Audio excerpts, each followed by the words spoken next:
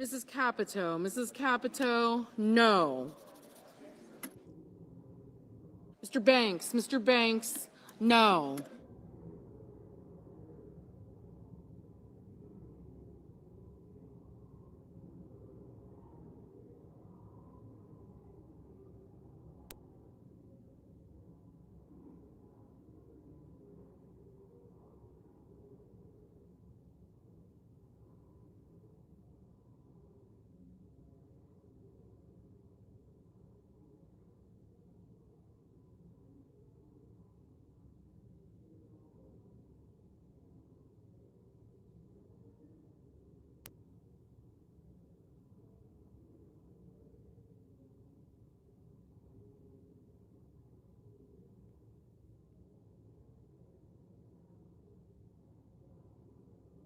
Mr. Cassidy. Mr. Cassidy, aye.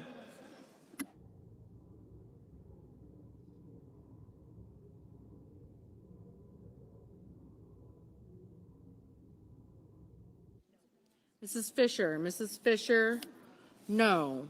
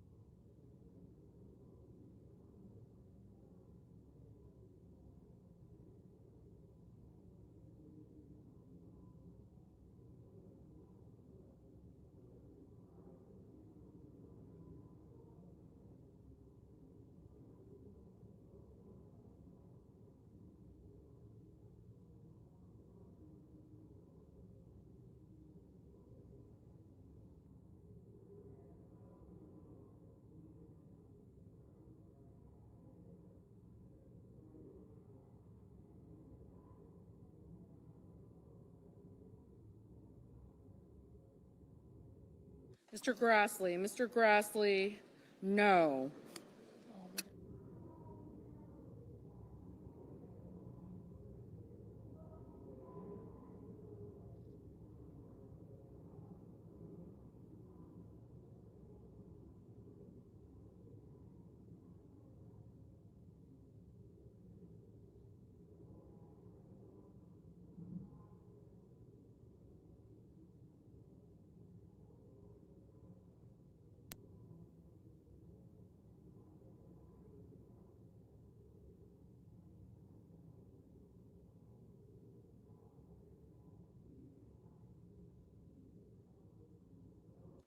Mrs. Murray. Mrs. Murray, aye.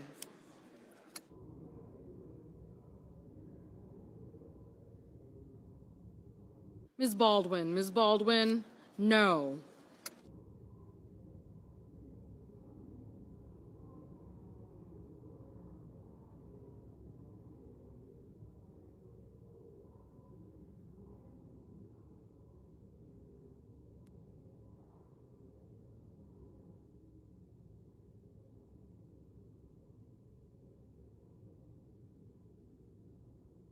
Mr. Tillis. Mr. Tillis, no.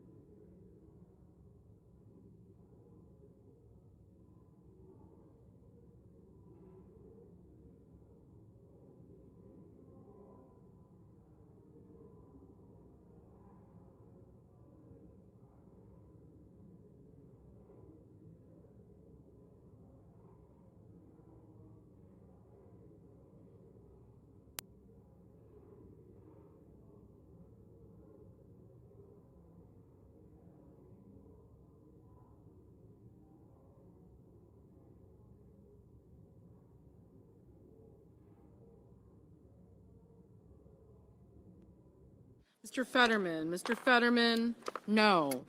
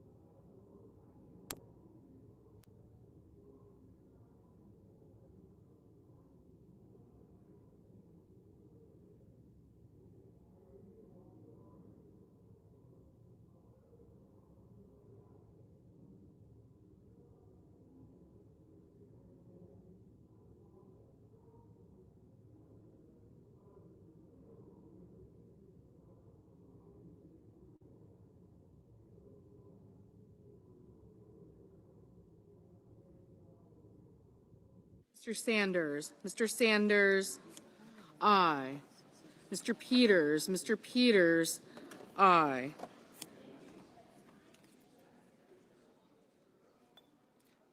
Mrs. Moody. Mrs. Moody, no. Mr. Hickenlooper. Mr. Hickenlooper, aye.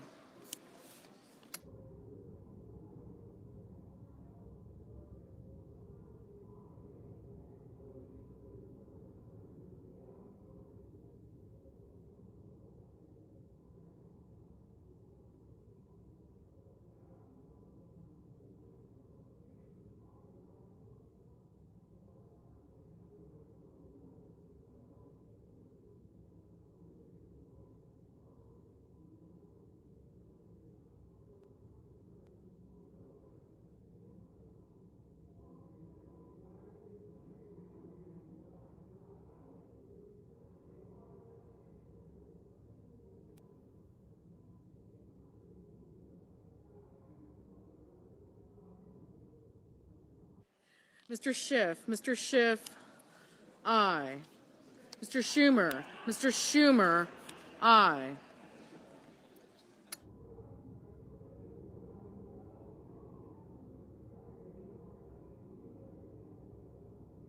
Mr. Langford. Mr. Langford, no. Mr. Haggerty. Mr. Haggerty, no. Ms. Alsobrooks. Ms. Alsobrooks, no.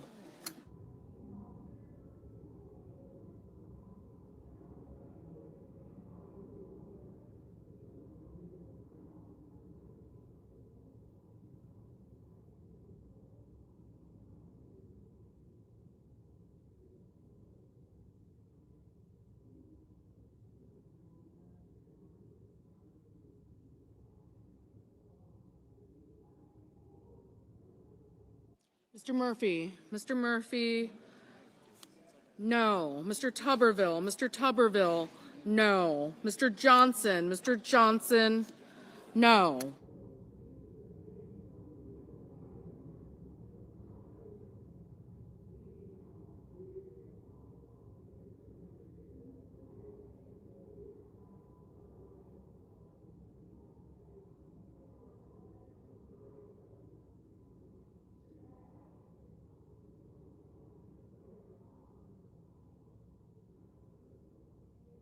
Mr. Lee. Mr. Lee, no.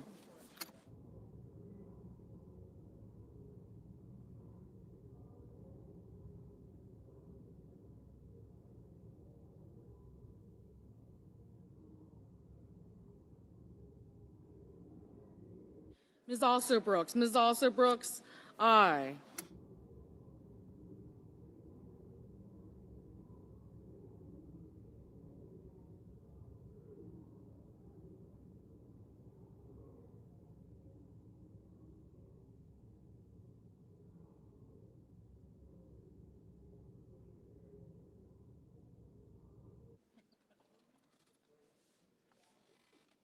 Mr. Heinrich, no. Ms. Cantwell, aye.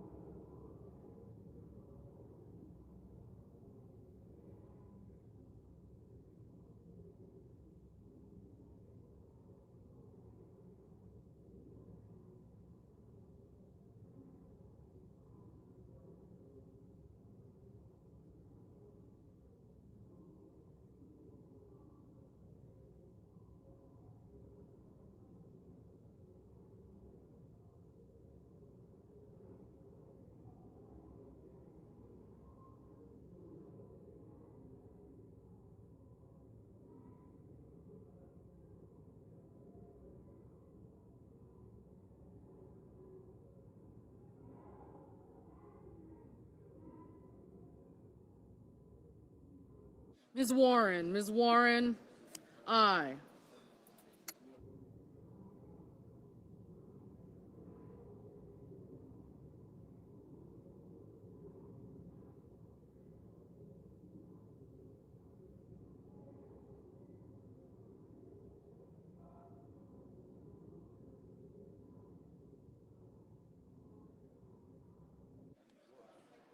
Ms. Klobuchar, aye.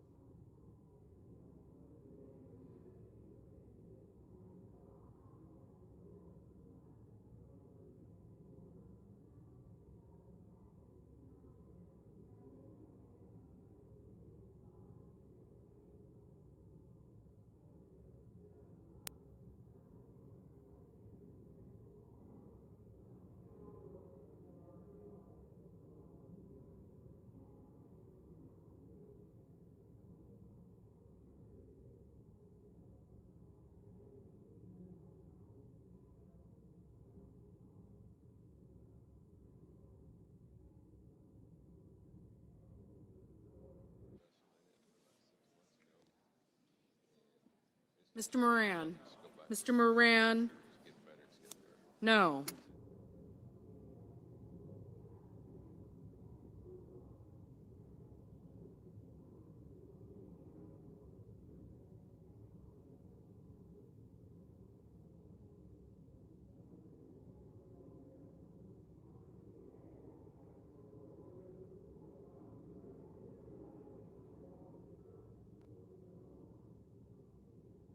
Ms. Ernst, no.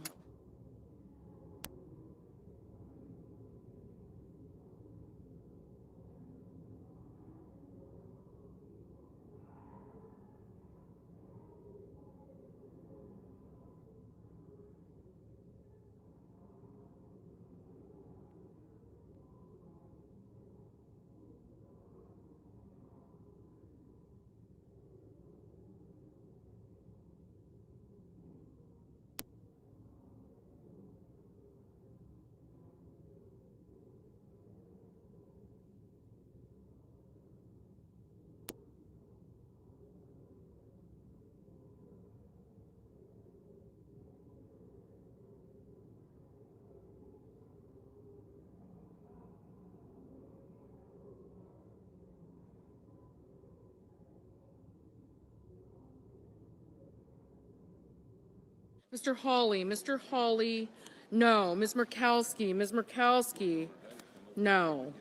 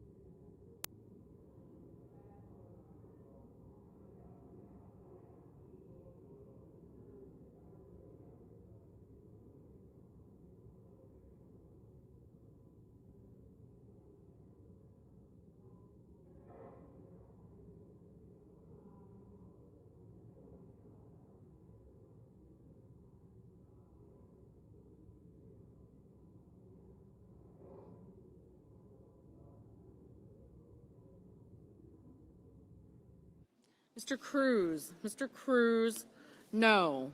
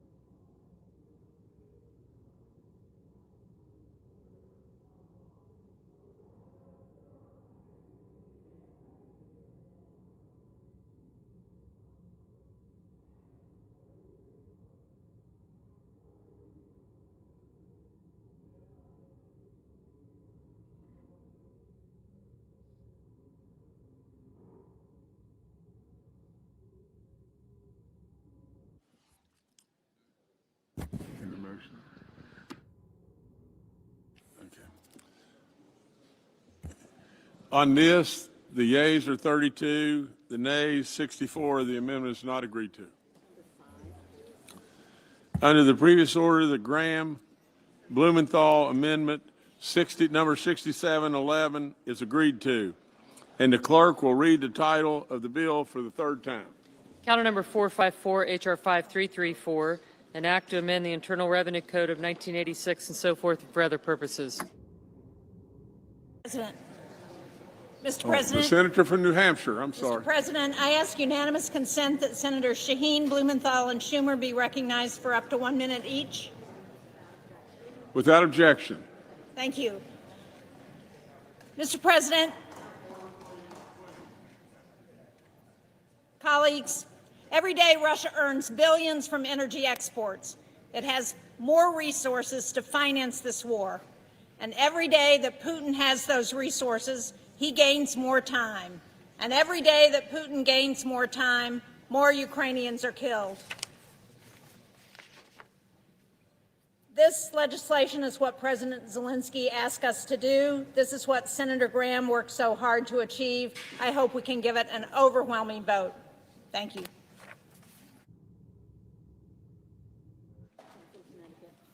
The senator from Connecticut. Mr. President, I want to thank my colleagues in advance for their overwhelming bipartisan support for this bill that shows we can still work together for the right causes to accomplish the right results.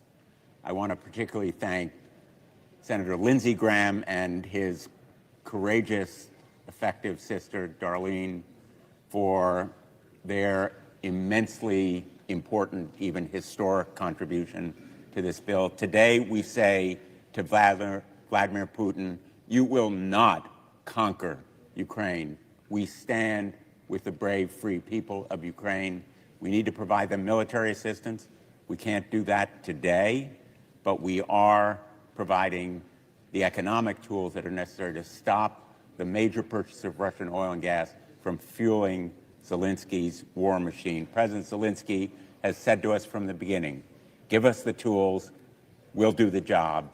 Today, we give him an essential tool. I urge my colleagues to support this bill.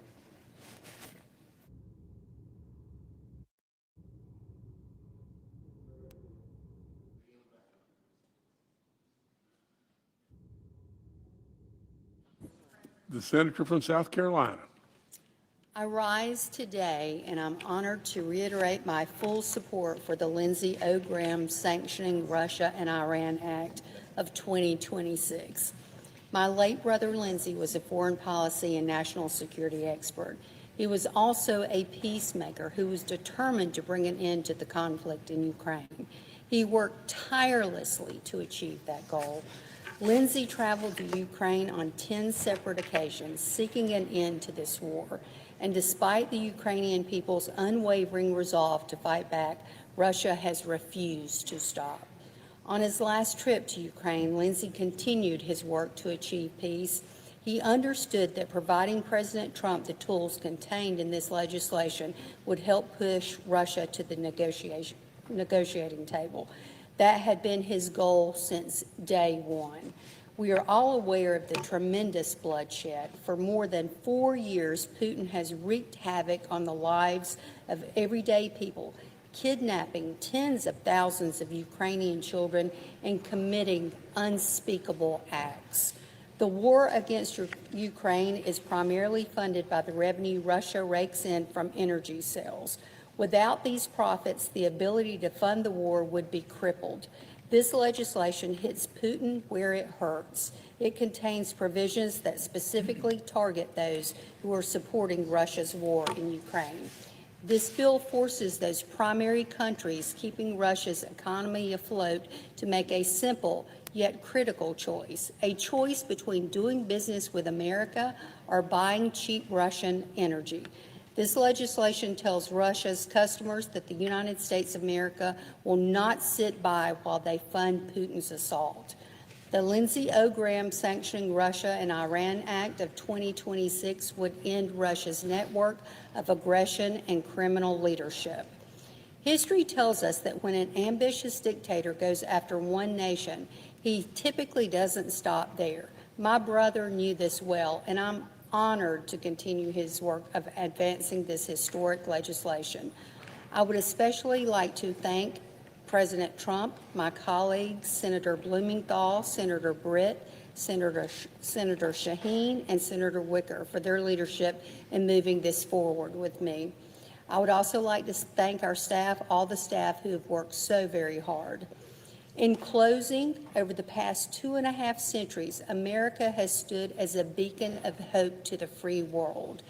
Just as the backers of this war will soon be forced to make a choice, each member of this body must also make a choice, whether we have the courage to stand up to evil or whether we will continue on with the status quo.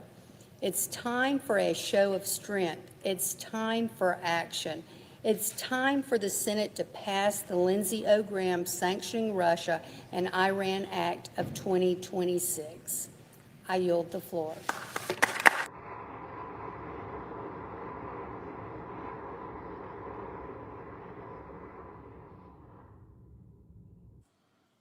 The question occurs on passage of the bill as amended.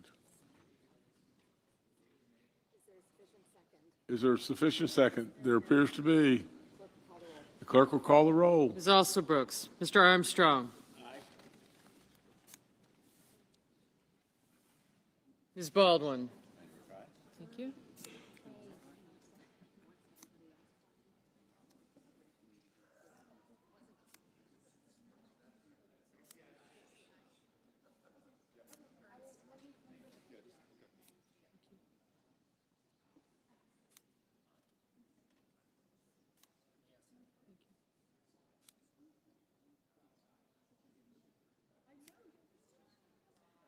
Hirono.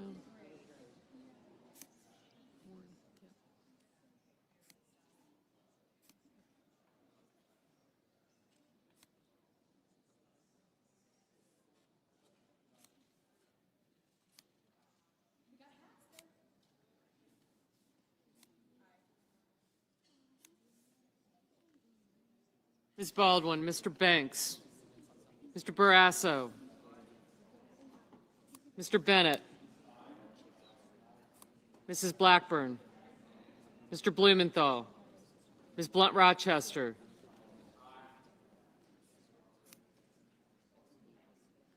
Mr. Booker, Mr. Bozeman, Mrs. Britt,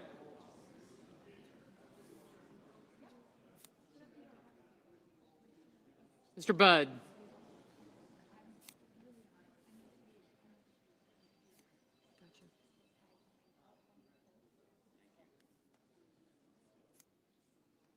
Ms. Cantwell. Mrs. Capito, Mr. Cassidy. Ms. Collins. Mr. Coons. Mr. Cornyn. Ms. Cortez Masto. Mr. Cotton, Mr. Kramer. Mr. Crapo. Mr. Cruz. Mr. Curtis, Mr. Daines, Ms. Duckworth, Mr. Durbin, Ms. Ernst, Mr. Fetterman, Mrs. Fisher, Mr. Gallego, Mrs. Gillibrand, Mr. Graham, Mr. Grassley, Mr. Haggerty, Ms. Graham, Ms. Hassan, Mr. Hawley, Mr. Heinrich, Mr. Hickenlooper, Ms. Hirono, Mr. Hoven, Mr. Husted, Mrs. Hyde-Smith, Mr. Johnson, Mr. Justice,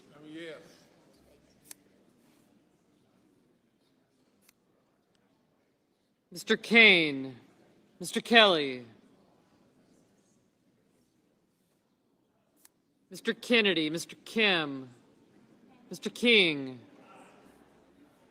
Ms. Klobuchar, Mr. Langford, Mr. Lee,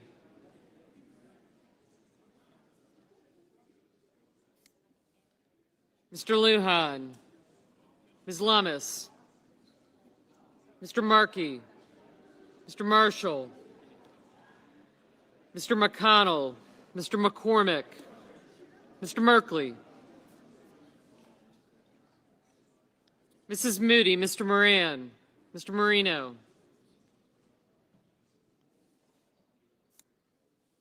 Ms. Murkowski, Mr. Murphy, Mrs. Murray, Mr. Ossoff, Mr. Padilla, Mr. Paul, Mr. Peters, Mr. Reed, Mr. Ricketts, Mr. Risch, Ms. Rosen, Mr. Rounds, Mr. Sanders, Mr. Schatz, Mr. Schiff, Mr. Schmidt, Mr. Schumer, Mr. Scott of Florida, Mr. Scott of South Carolina, Mrs. Shaheen, Mr. Sheehy, Ms. Slotkin, Ms. Smith, Mr. Sullivan, Mr. Thune, Mr. Tillis, Mr. Tuberville, Mr. Van Hollen,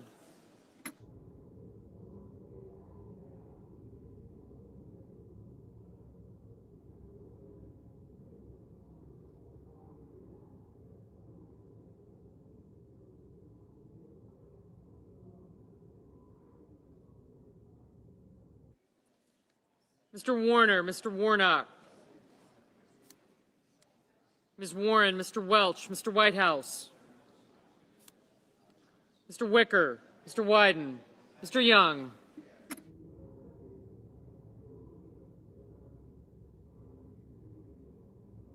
Senators voting in the affirmative: Armstrong, Barrasso, Bennett, Blumenthal, Britt, Cantwell, Capito, Collins, Cortez Masto, Cotton, Kramer, Curtis, Daines, Ernst, Fisher, Graham, Grassley, Heinrich, Hickenlooper, Husted, Hyde-Smith, Johnson, Justice, Kelly, Kennedy, Kim, King, Klobuchar, Langford, Lee, McCormick, Moody, Moran, Murkowski, Murray, Reed, Rounds, Schiff, Schmidt, Schumer, Shaheen, and Warner.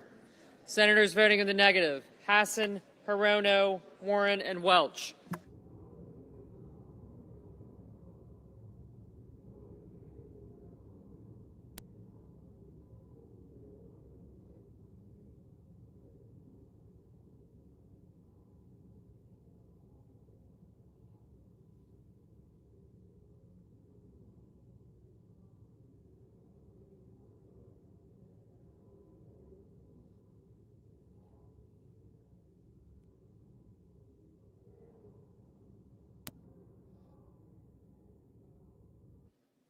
Mr. Wyden, no.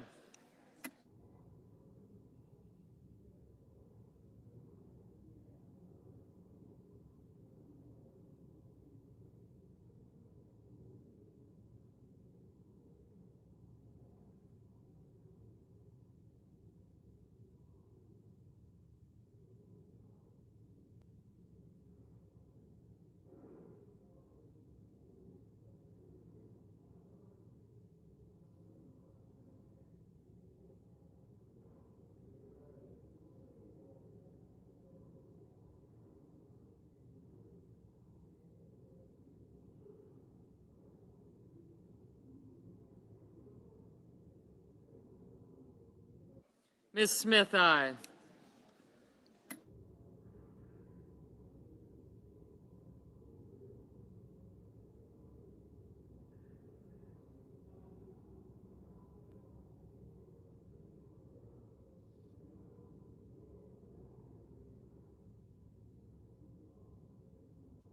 Mr. Fetterman, aye.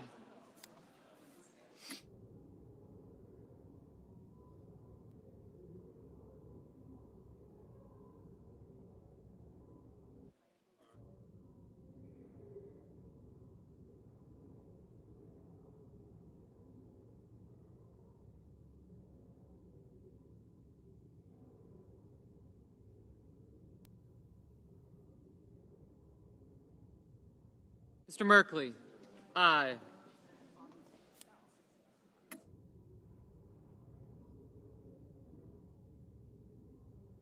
Mr. Sanders, no. Mr. Durbin, aye.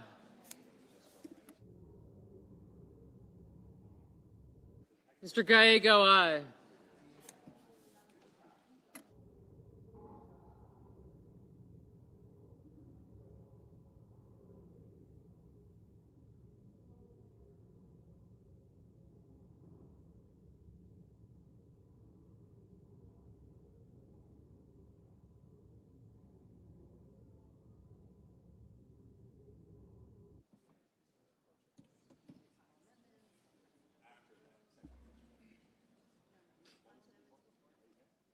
Ms. Baldwin, aye.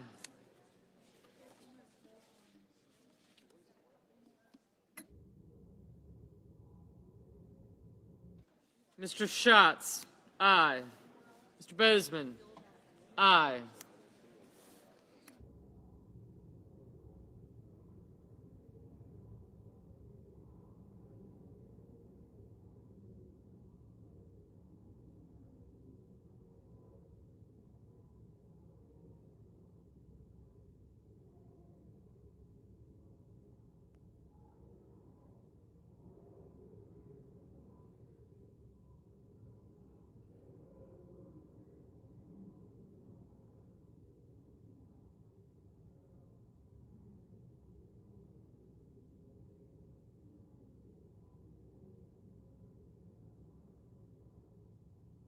Mr. Peters, aye.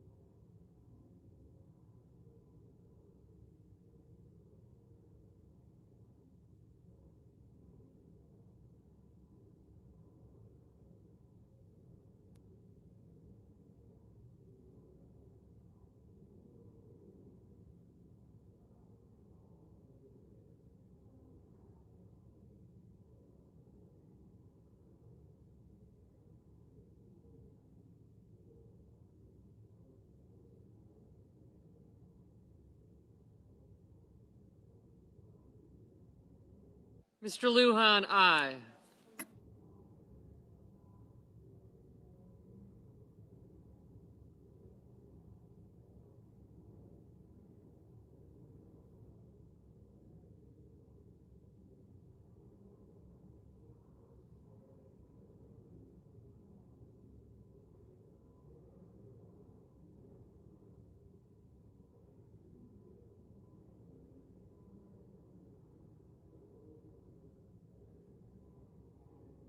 Ms. Duckworth, aye.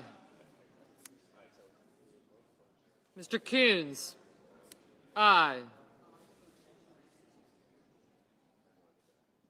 Mr. Kane, aye.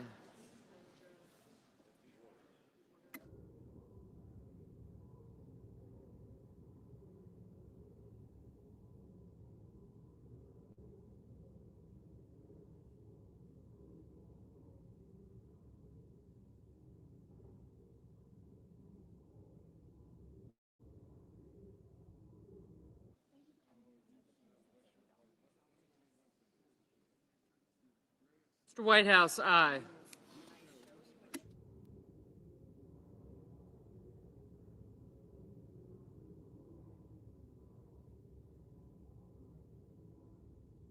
Mr. Murphy, aye.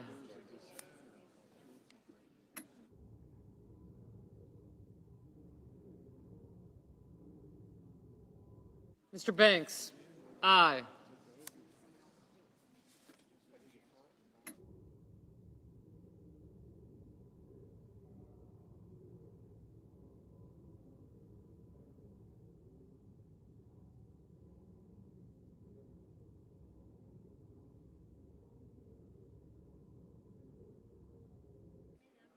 Ms. Rosen, aye.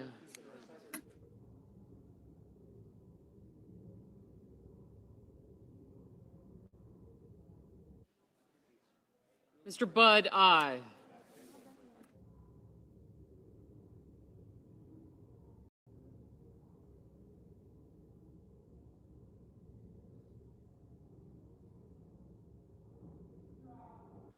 Mr. Ossoff, no.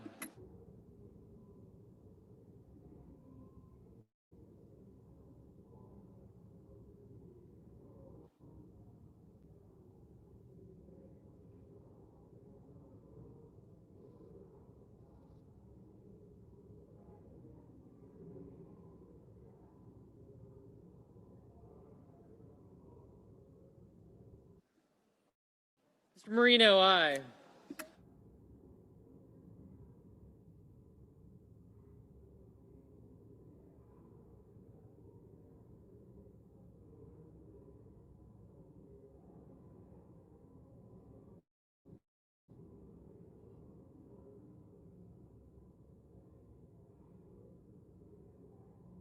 Mr. Crapo, aye. Mr. Haggerty, aye.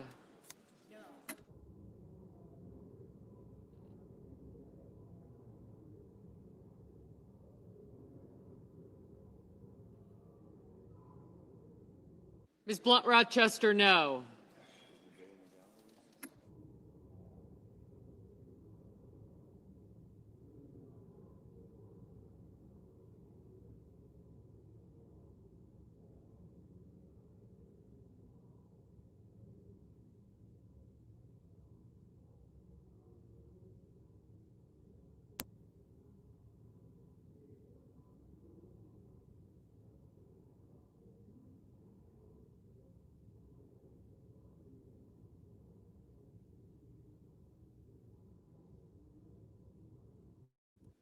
Mr. Scott of South Carolina, aye.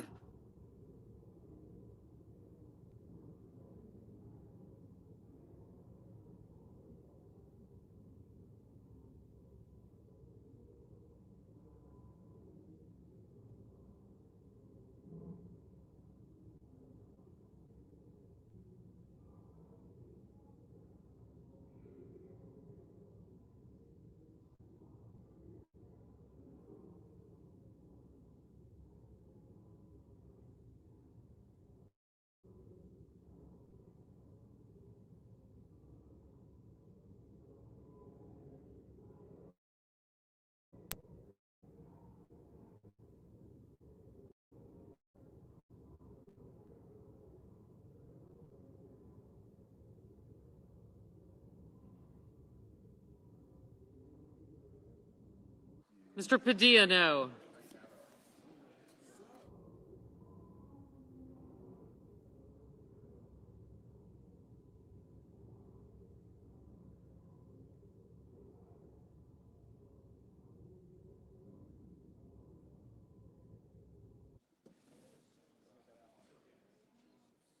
Mr. Cornyn, aye.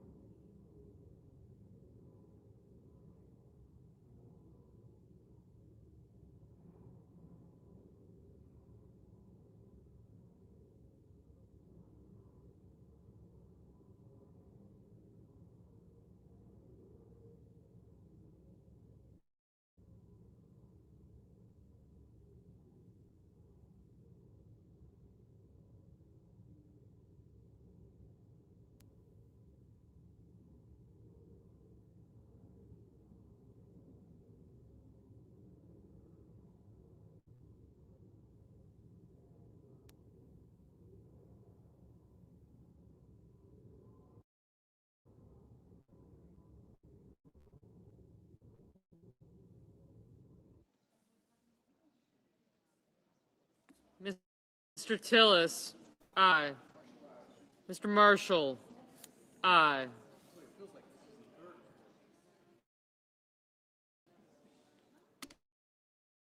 Mr. Sheehy, aye.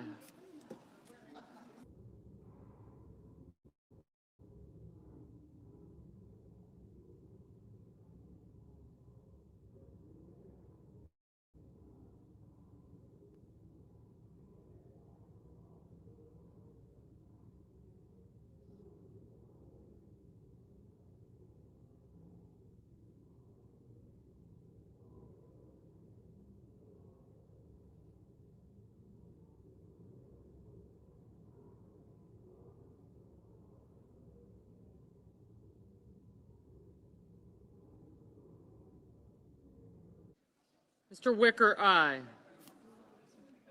Ms. Slotkin, aye.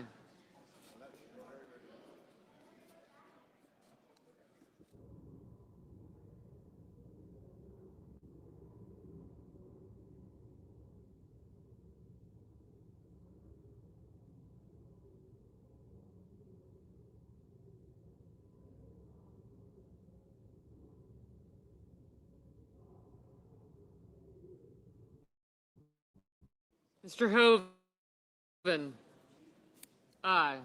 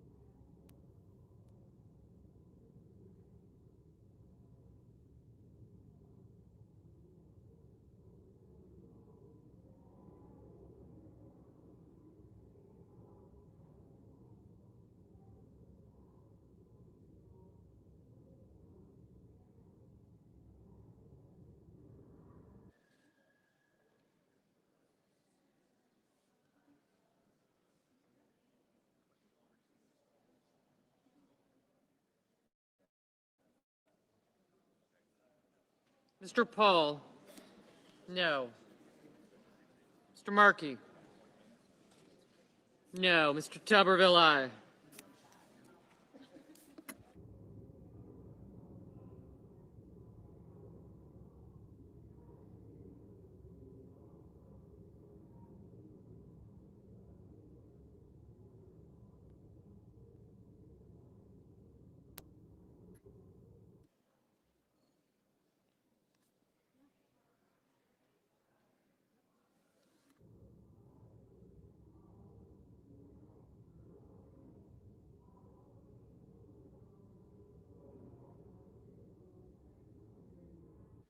Mrs. Gillibrand, aye.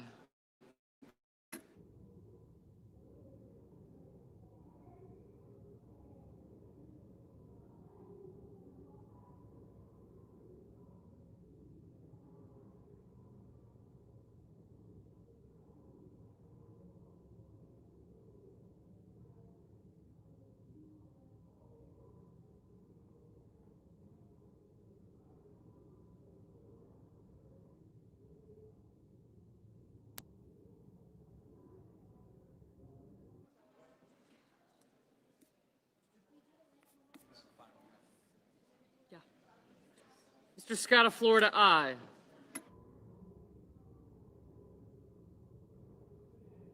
Mr. Thune, aye.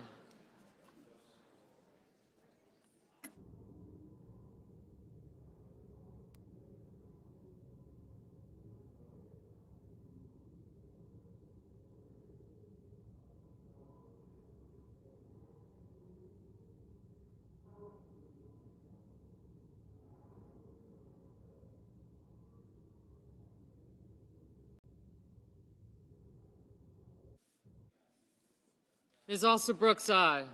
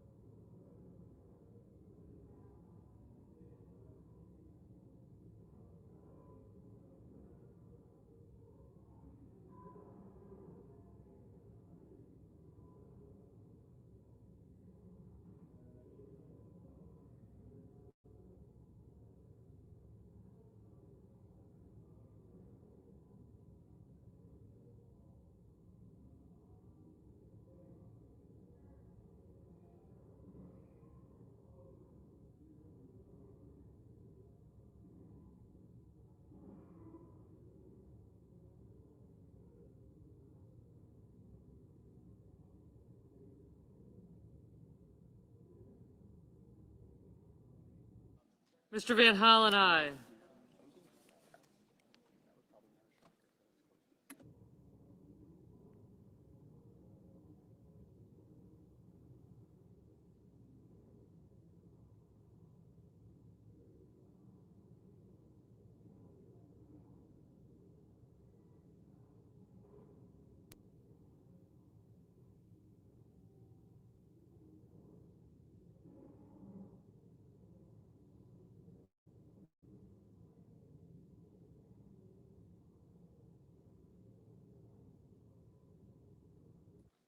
Mr. Risch, aye.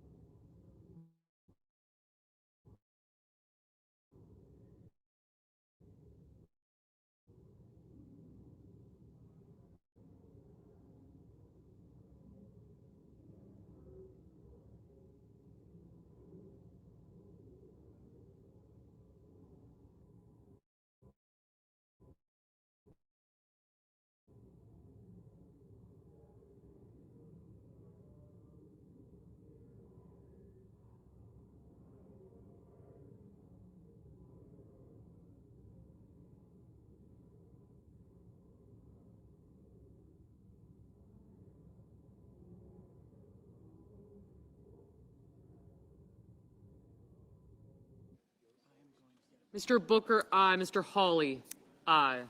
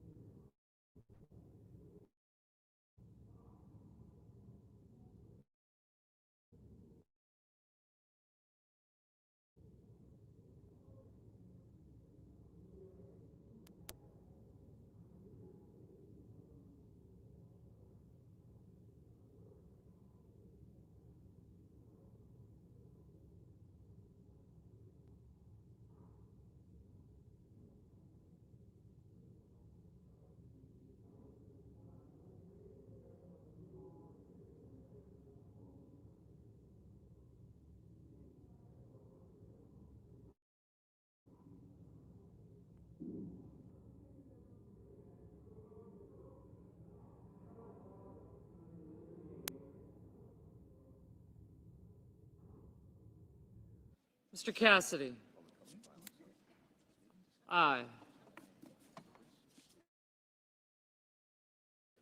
Mr. Warnock, aye.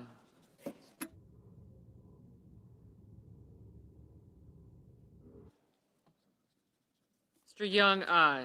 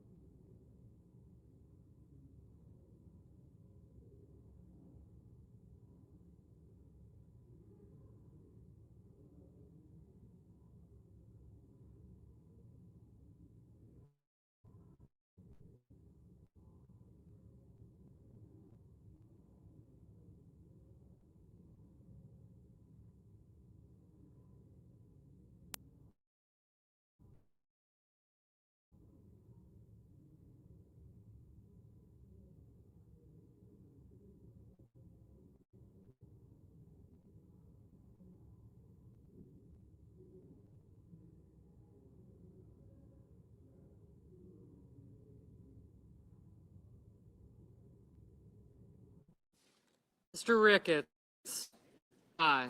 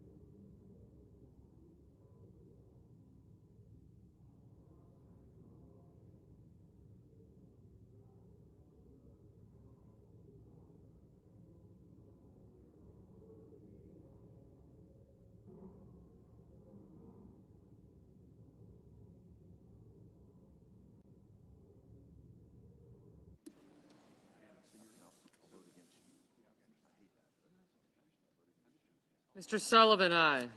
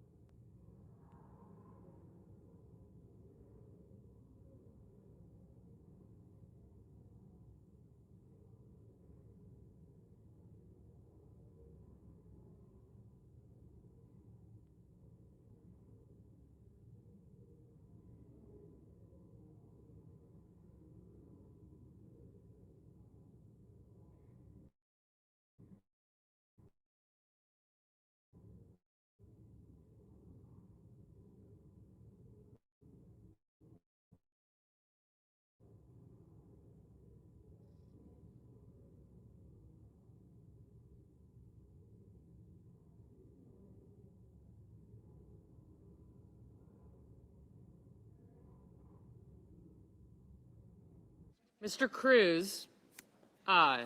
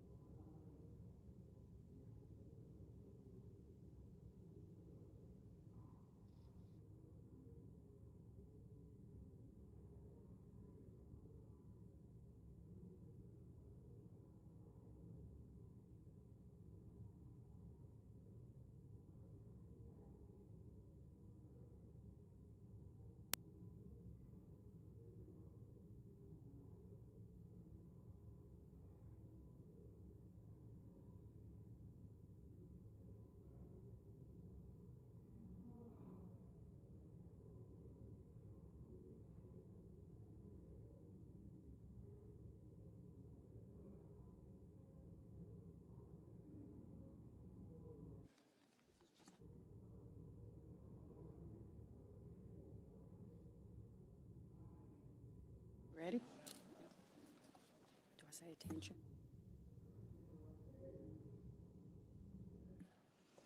On this vote, the yeas are 86, the nays are 11. The 60-vote threshold having been achieved, the bill is passed.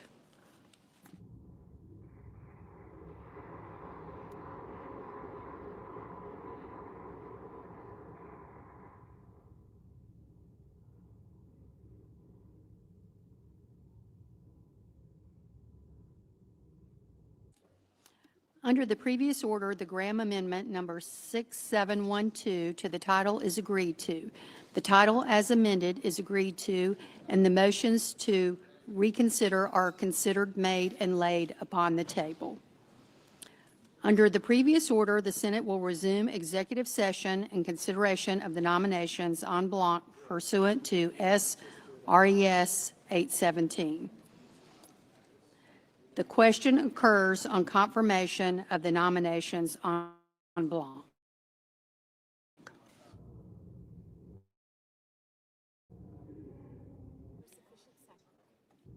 A sufficient second. There appears to be. The clerk will call the roll. Ms. Also Brooks.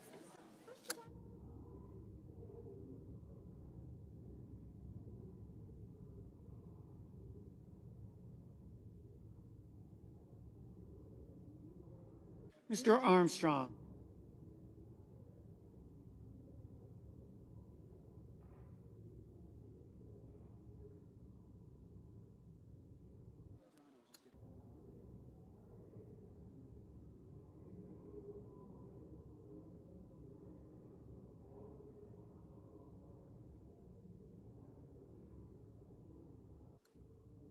Ms. Baldwin, Mr. Banks,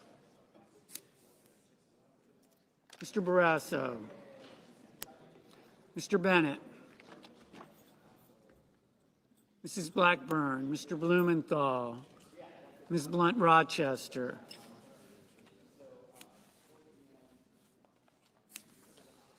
Mr. Booker, Mr. Bozeman, Mrs. Brett, Hi.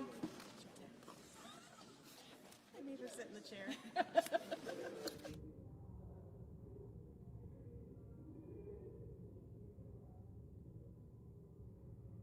Mr. Budd, Ms. Cantwell, Mrs. Capito, Mr. Cassidy, Ms. Collins, Mr. Coons, Mr. Cornyn, Ms. Cortez Masto, Mr. Cotton, Mr. Kramer, Mr. Crapo,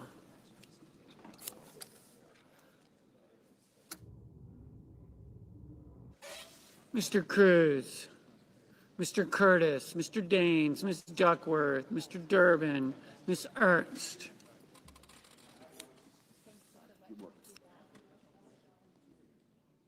Mr. Fetterman, Mrs. Fisher, Mr. Gallego,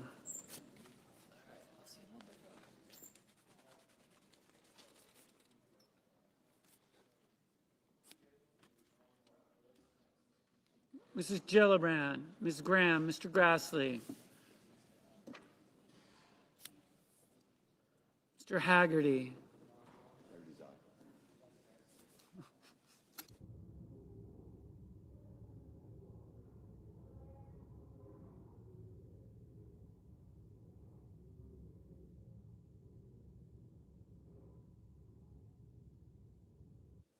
Ms. Hassan, Mr. Hawley, Mr. Heinrich, Mr. Hickenlooper, Mr. Rono, Mr. Hoven, Mr. Husted, Mrs. Hyde-Smith,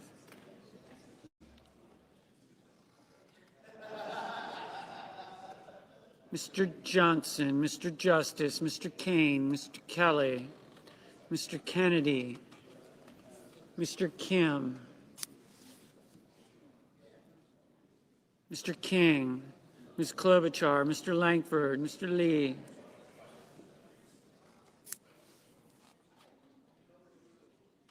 Mr. Lujan, Ms. Lamas, Mr. Markey, Mr. Marshall,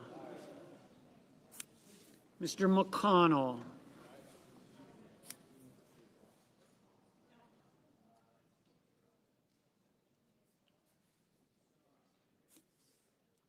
Mr. McCormick, Mr. Merkley, Mrs. Moody,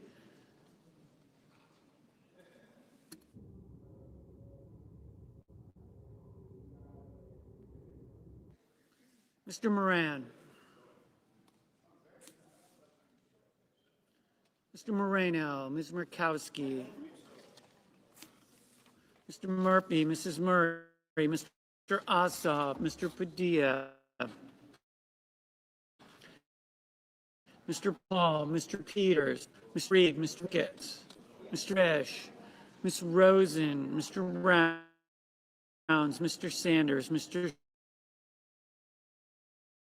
Schatz, Mr. Schiff, Mr. Schmidt, Mr. Schumer, Ms. Shaheen, Mr. Sheehy,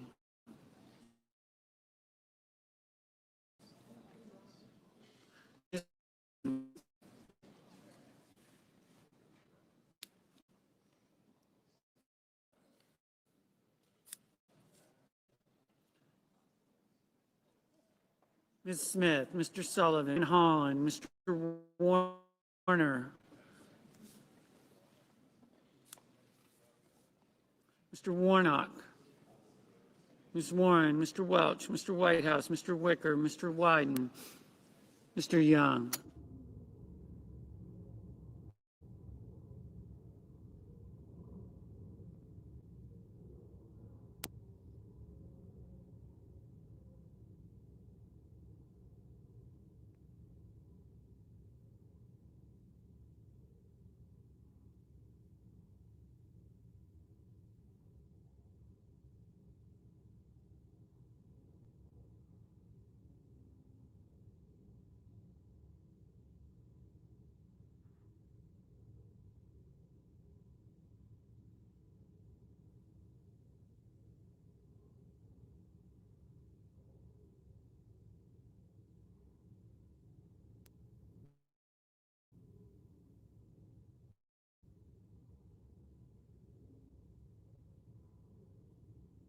Mr. Welch. Mr. Welch, no. Mr. Ossoff. Mr. Ossoff, no. Mr. Reed. Mr. Reed, no. Mr. Sheehy. Mr. Sheehy, aye.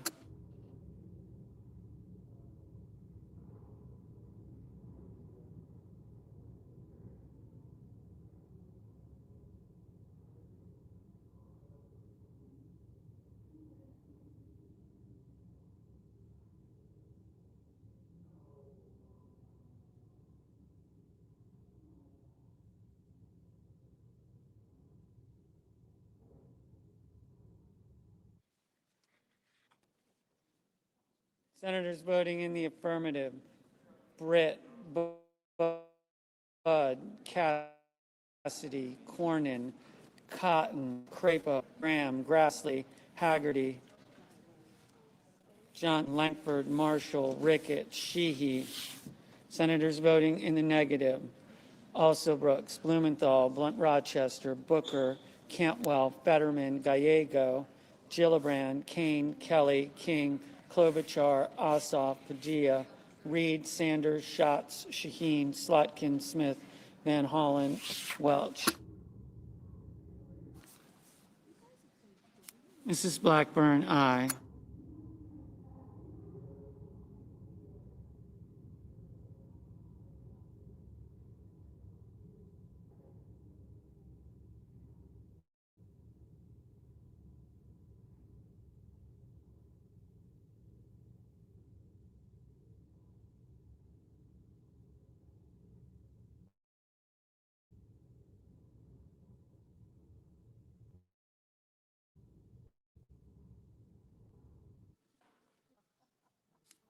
Ms. Hassan, no.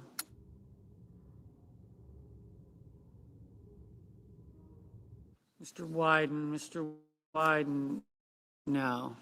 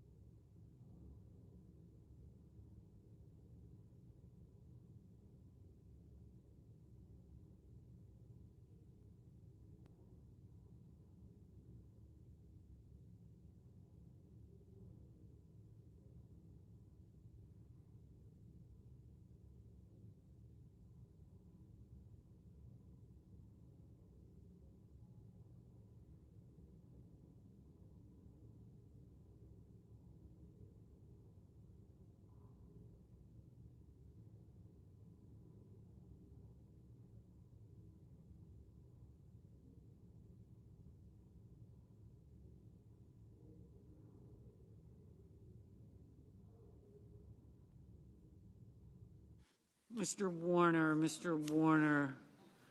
no. Mr. Lujan, no.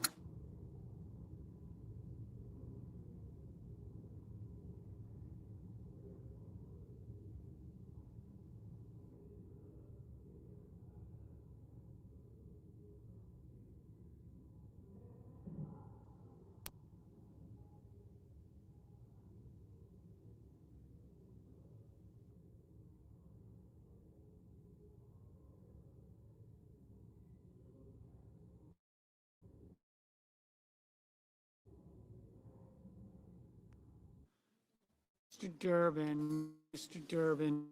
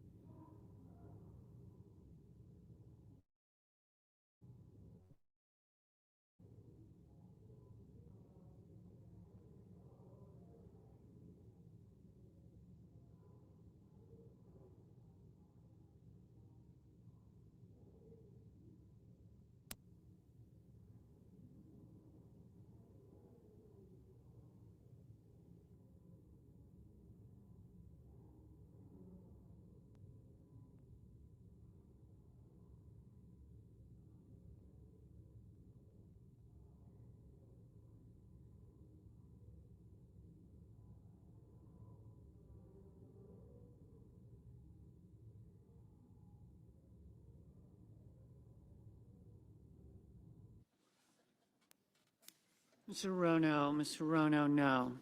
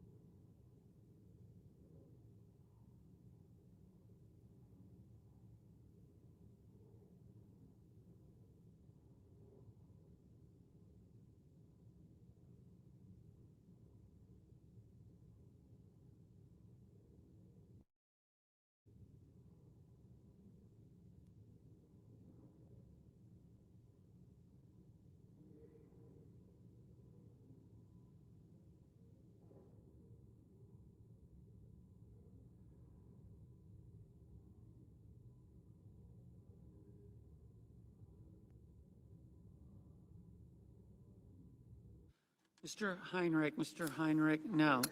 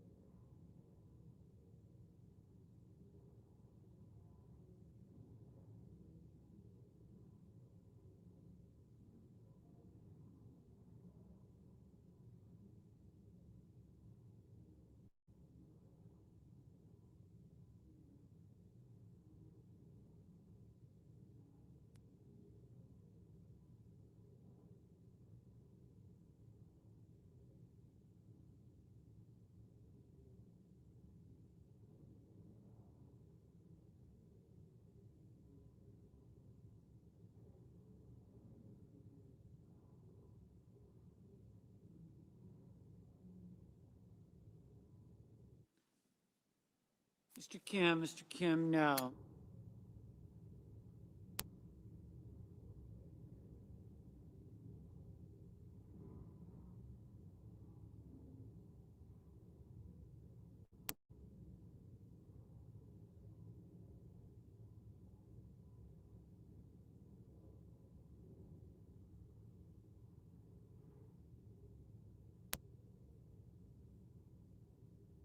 Mr.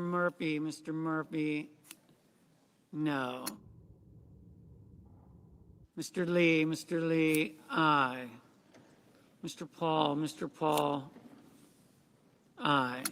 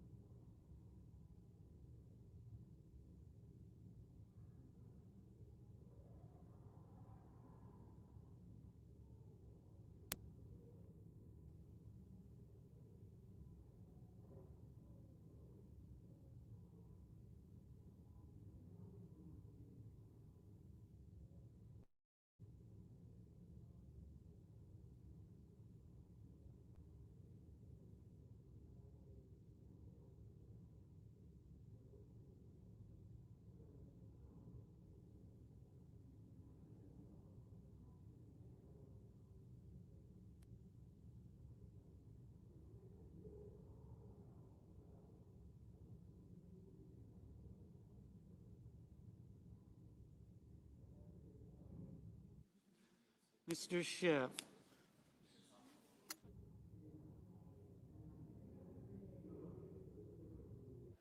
Mr. Schiff, no. Mr. Young, aye.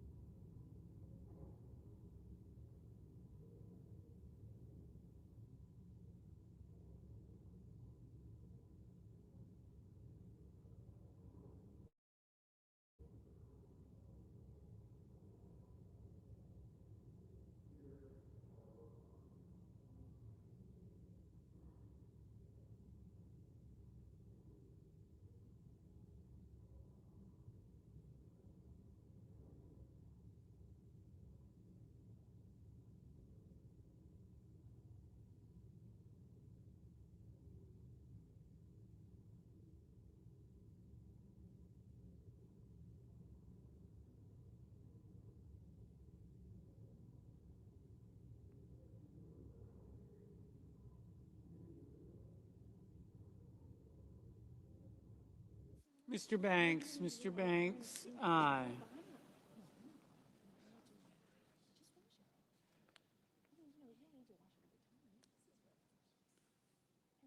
Mr. Curtis, aye.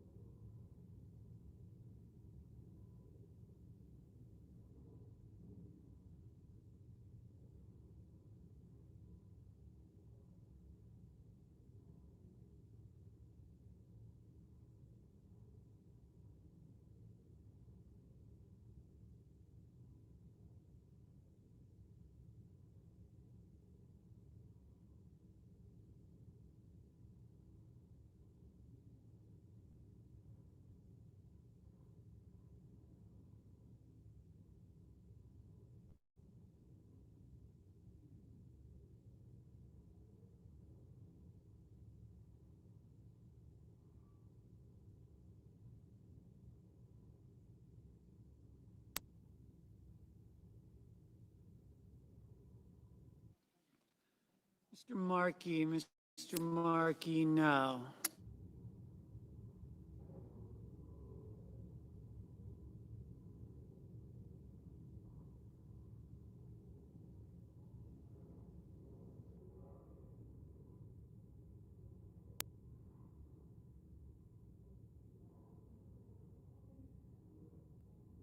Mr. Tillis, aye.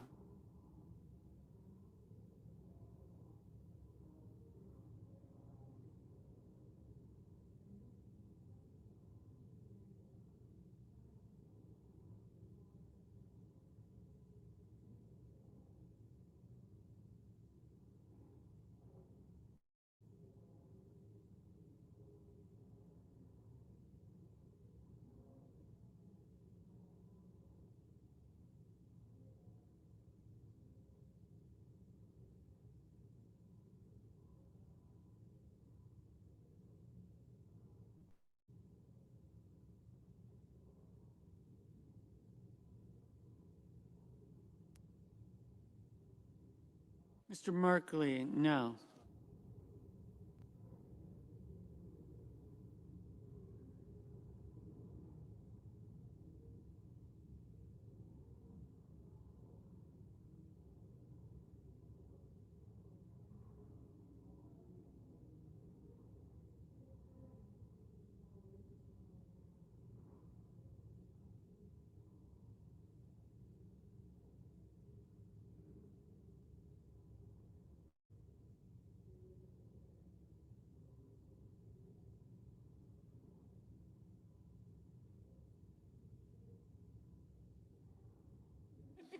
Ms. Cortez Masto, no.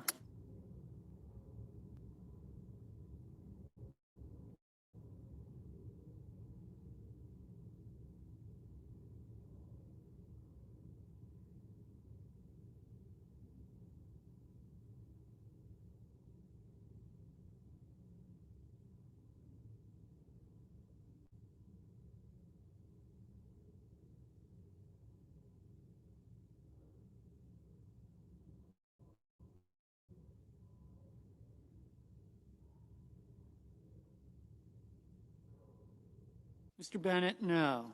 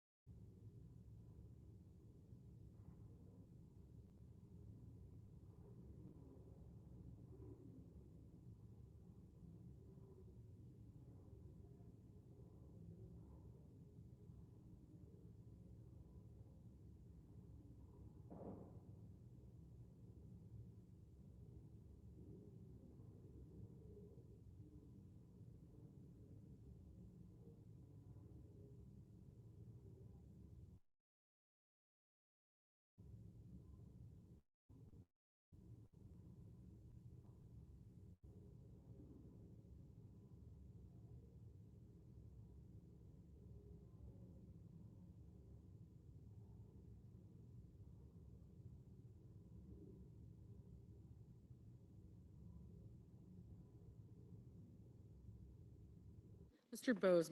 Bozeman, aye.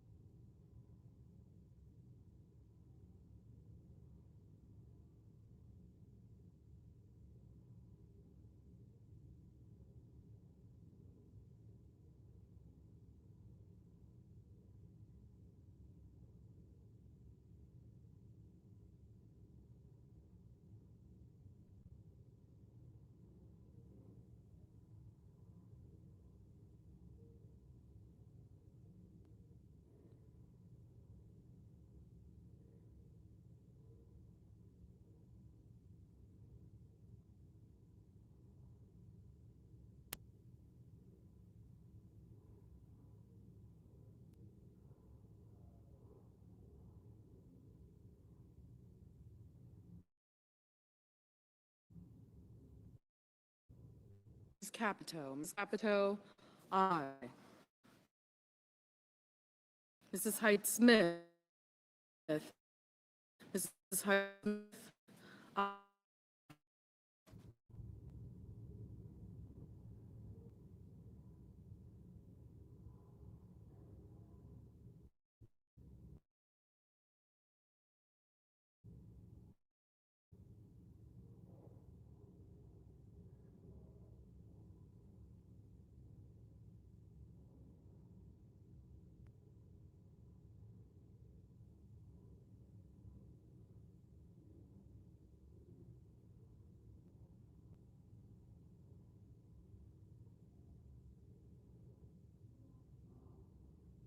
Mr. Wicker, aye. Mr. Warnock, no.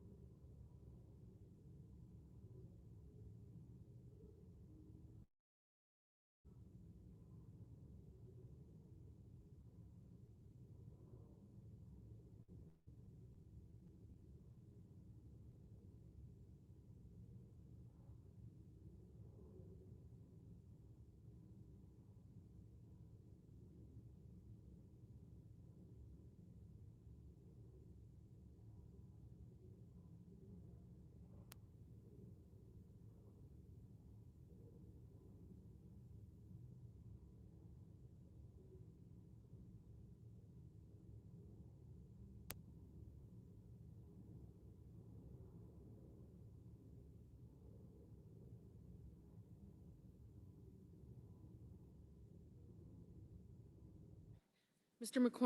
McCormick, aye.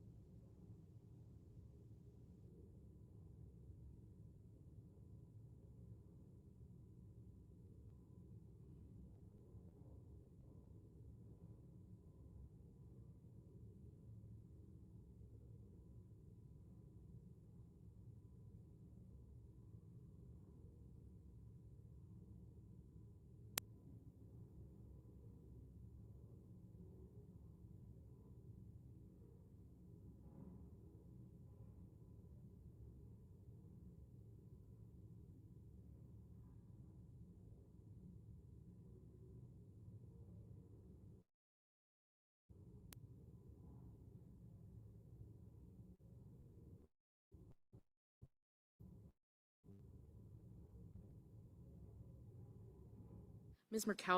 Murkowski, aye. Mr. Moran, aye.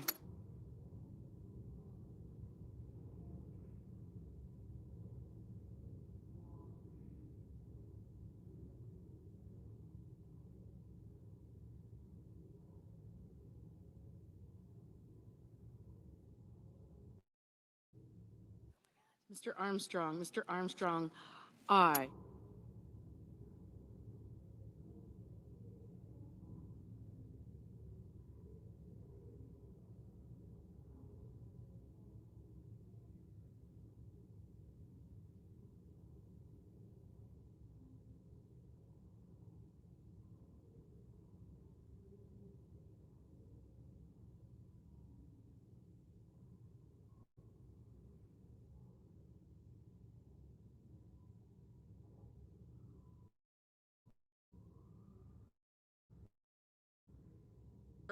Mr. Barrasso, aye.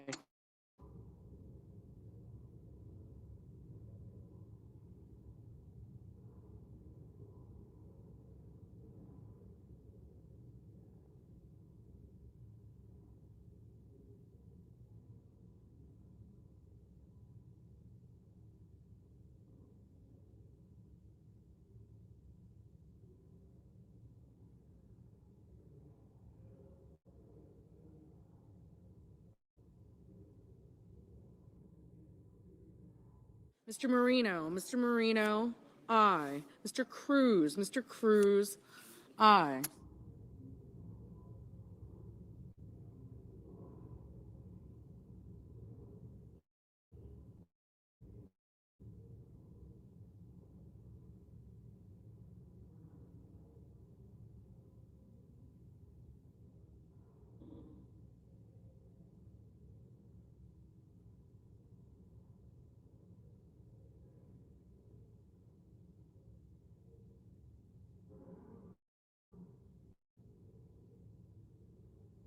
Mr. Schmidt, Mr. Schmidt. Mr. Tuberville, Mr. Tuberville, aye.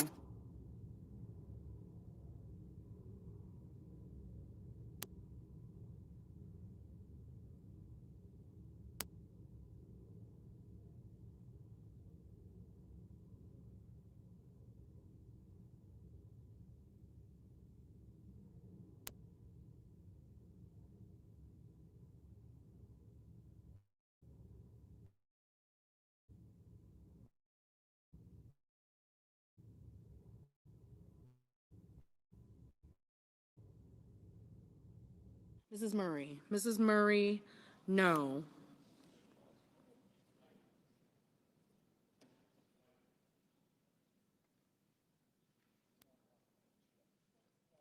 Mr. Rounds, aye.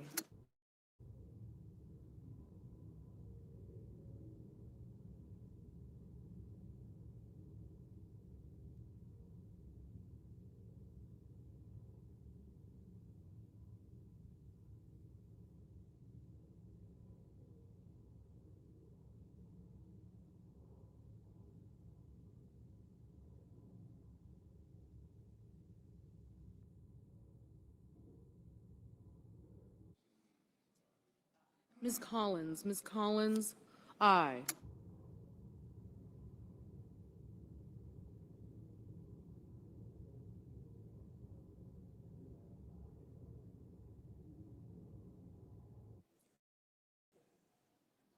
Mr. Whitehouse, no. Ms. Duckworth, no. Mr. Husted, aye.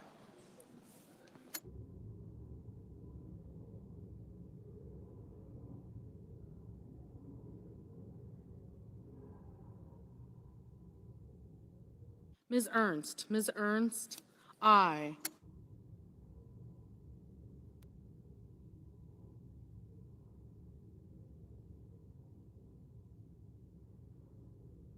Mr. Peters, no.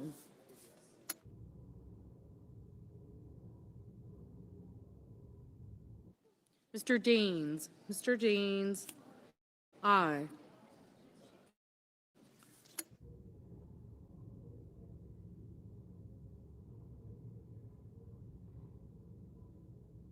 Mr. Kramer, aye.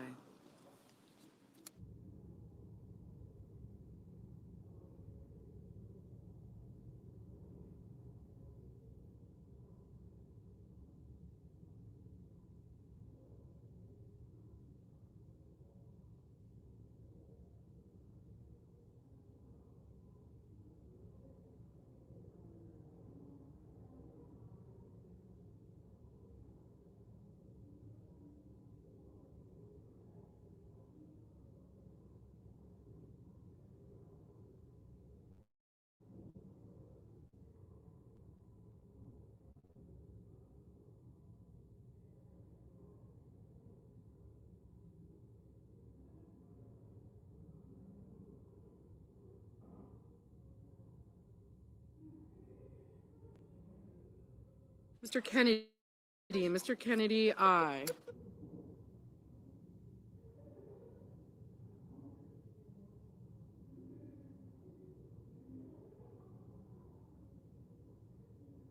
Mrs. Moody, aye.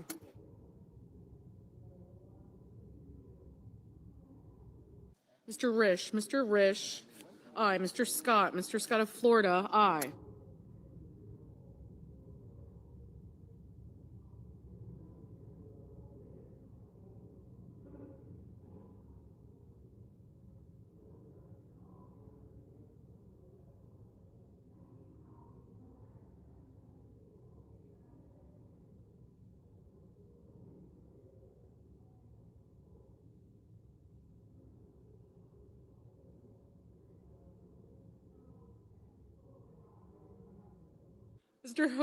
Mr. Hoven, aye.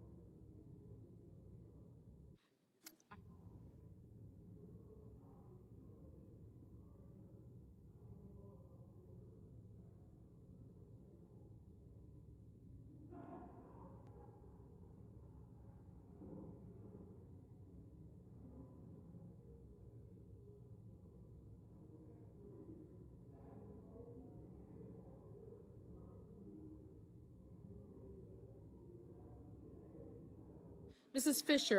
Fisher, aye. Mr. Scott of South Carolina, aye.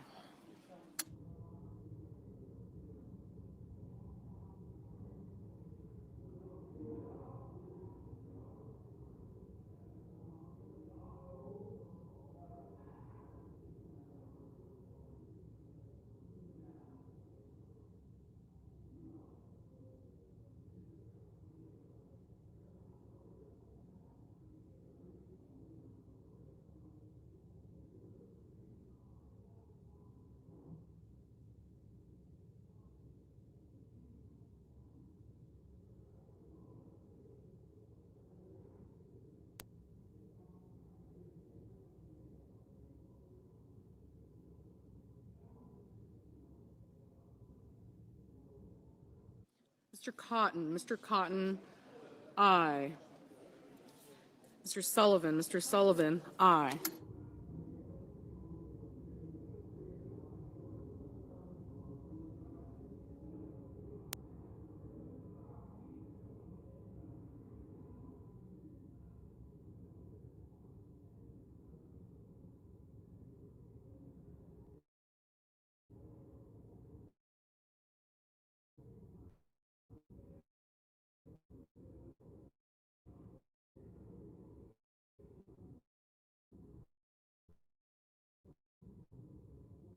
Mr. Warren, no.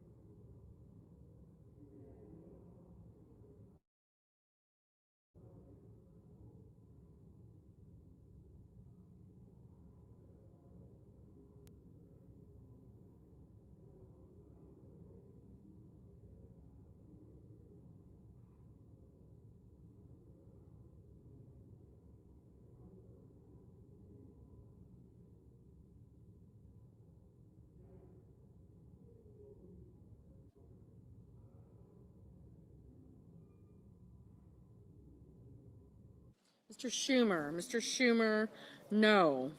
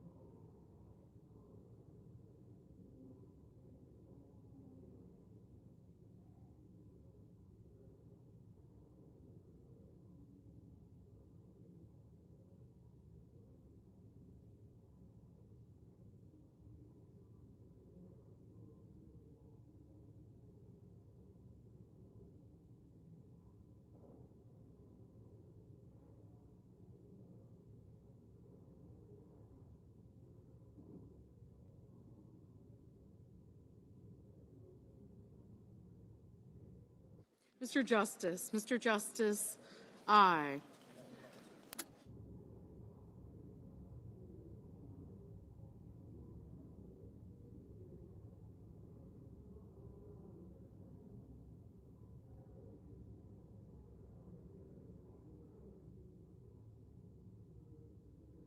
Ms. Baldwin. Ms. Baldwin, no.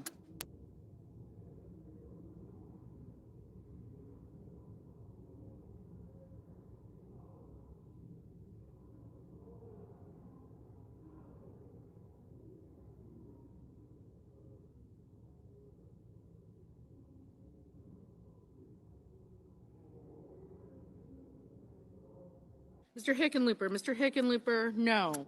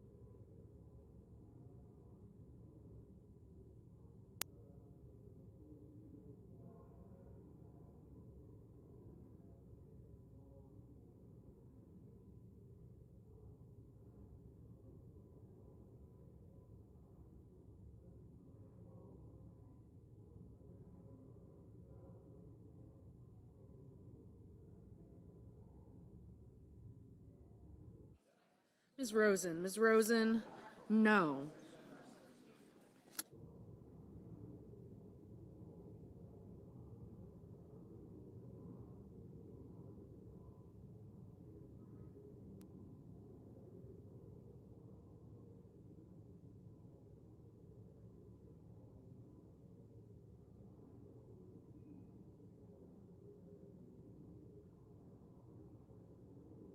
Mr. Hawley. Mr. Hawley, aye.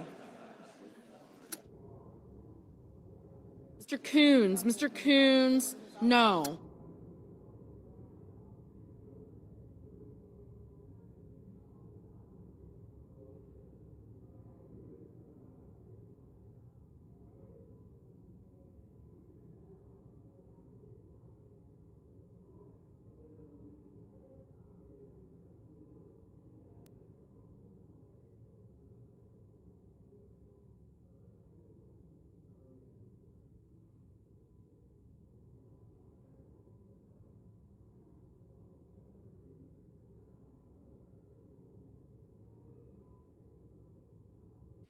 On this vote, the yeas are 51, the nays are 47. On this vote, the nominations are confirmed en bloc. Under the previous order, the motion to reconsider is considered made and laid upon the table, and the President will immediately be notified of the Senate's action. Mr. President, Majority Leader is recognized. Mr. President, I ask unanimous consent to waive the mandatory quorum call with respect to the cloture motion on the Collins substitute amendment number 6732. Is there objection? Without objection. This top one here. The clerk will report the motion to invoke cloture. Cloture motion. We, the undersigned senators, in accordance with the provisions of Rule 22 of the Standing Rules of the Senate, do hereby move to bring to a closed debate on Collins Amendment 6732 to calendar number 320, H.R. 6500, an act to extend duty-free treatment provided with respect to imports and so forth and for other purposes, signed by 17 senators. Under the previous order, the mandatory quorum called under Rule 22 has been waived. The question is it the sense of the Senate that debate on amendment number 6732 offered by the senator from Maine, Ms. Collins, to H.R. 6500, an act to extend duty-free treatment provided with respect to imports from certain countries in Africa under the African Growth and Opportunity Act, to extend customs, user fees, and for others, shall that be brought to a close? The yeas and nays are mandatory under the rule. The clerk will call the roll. Ms. Alsobrooks, Mr. Armstrong, Ms. Baldwin, Mr. Banks, Mr. Barrasso, Mr. Bennett, Mrs. Blackburn, Mr. Bluthall, Mr. Bozeman, Mrs. Britt,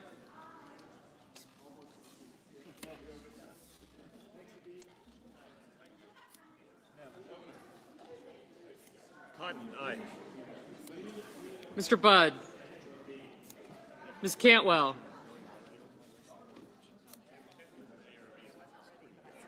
okay, thank you.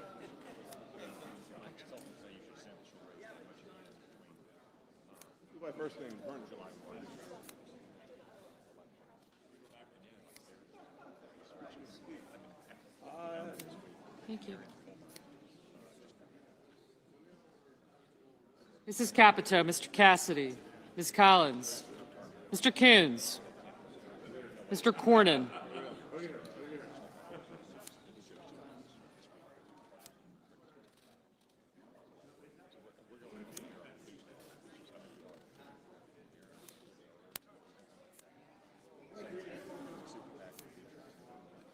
Mr. Cornyn, Ms. Cortez Masto,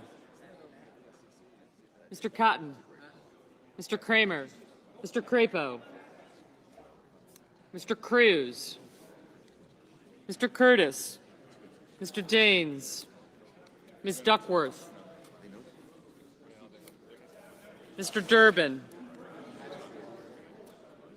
Ms. Ernst, Mr. Fetterman, Mrs. Fisher,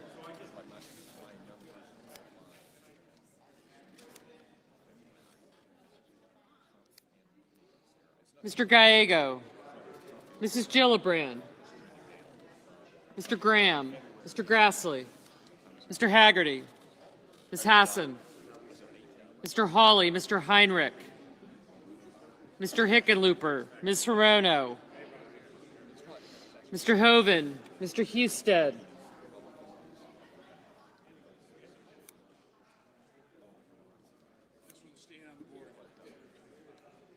Mrs. Hyde-Smith, Mr. Johnson, Mr. Justice, Mr. Kane, Mr. Kelly, Mr. Kennedy, Mr. Kim, Mr. King, Ms. Klobuchar, Mr. Langford, Mr. Lee, Mr. Lujan, Ms. Lummis, Mr. Markey, Mr. Marshall, Mr. McConnell, Mr. McCormick, Mr. Merkley, Mrs. Moody, Mr. Moran,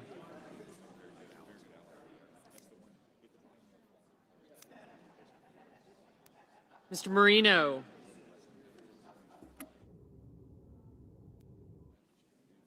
Ms. Murkowski,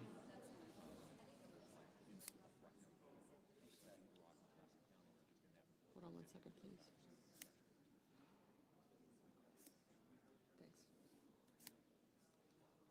Thanks. Mr. Murphy, Mrs. Murray, Mr. Ossoff, Mr. Padilla, Mr. Paul, Mr. Peters, Mr. Reed, Mr. Ricketts, Mr. Risch, Ms. Rosen, Mr. Rounds, Mr. Sanders, Mr. Schatz,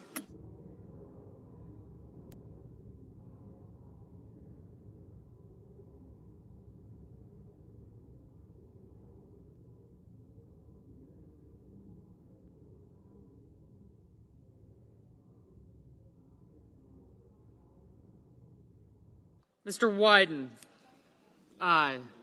Mr. Daines, Aye.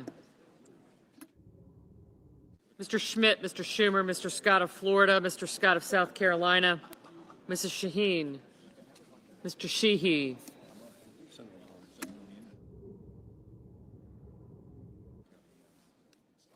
Ms. Slotkin, Ms. Smith, Mr. Sullivan, Mr. Thune, Mr. Tillis, Mr. Tuberville, Mr. Van Hollen, Mr. Warner, Mr. Warnock, Ms. Warren, Mr. Welch, Mr. Whitehouse, Mr. Wicker, Mr. Wyden, Mr. Young,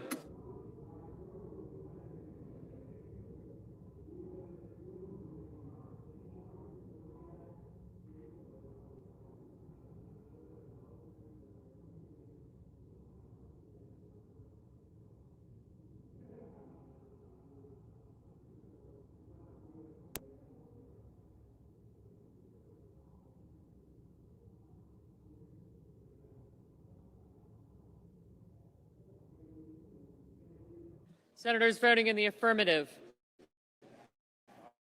Baldwin, Blackburn, Booker, Budd, Capito, Cornyn, Cotton, Kramer, Curtis, Daines, Ernst, Grassley, Hawley, Hickenlooper, Hoeven, Husted, Heidsmith, Johnson, Justice, Kelly, Lankford, Lee, Merkley, Moody, Marino, Risch, Rosen, Rounds, Schiff, Schumer, Scott of Florida, Scott of South Carolina, Slotkin, Tillis, Warner, Wicker, and Wyden.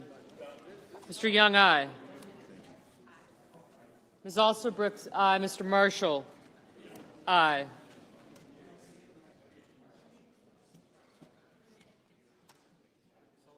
Mr. Sullivan, aye. Mr. Kim, aye. Senators voting in the negative: Cassidy, Kane, Markey, Paul, and Warren.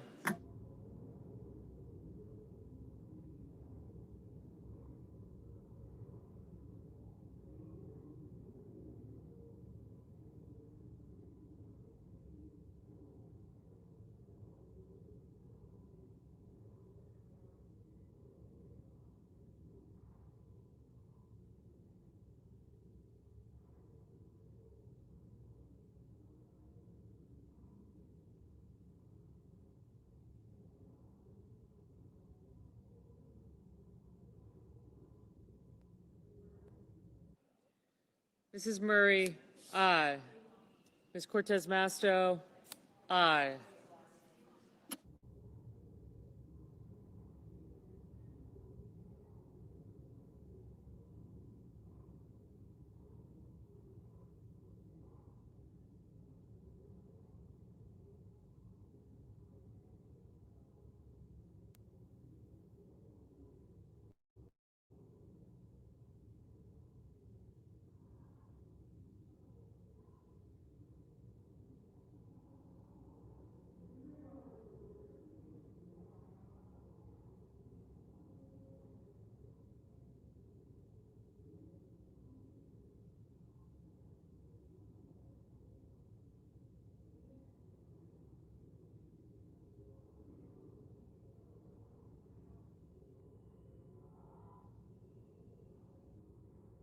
Mr. Gallego, aye.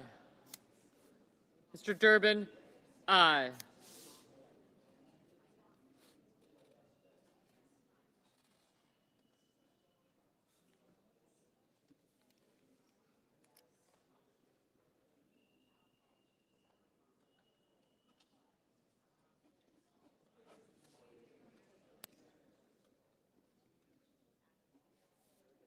Mr. Padilla, aye.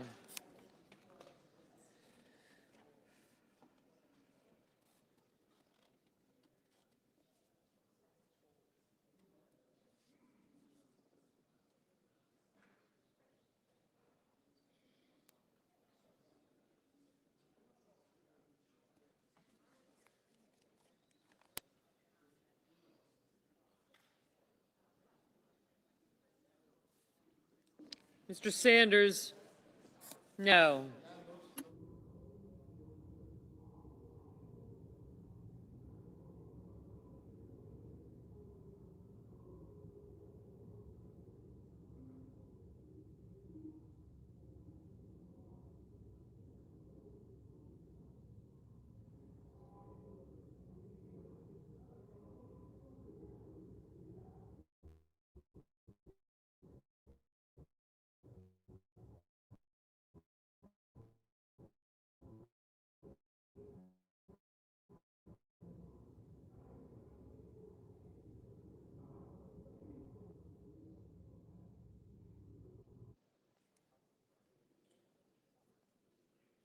Mr. Peters, aye.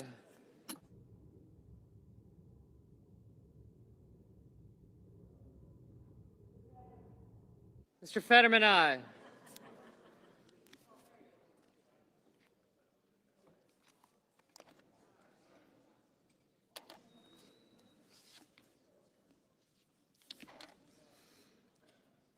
Mr. Cruz, aye.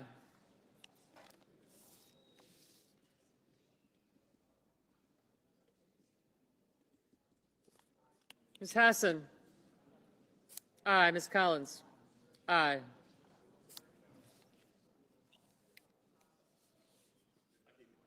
You did. Thanks.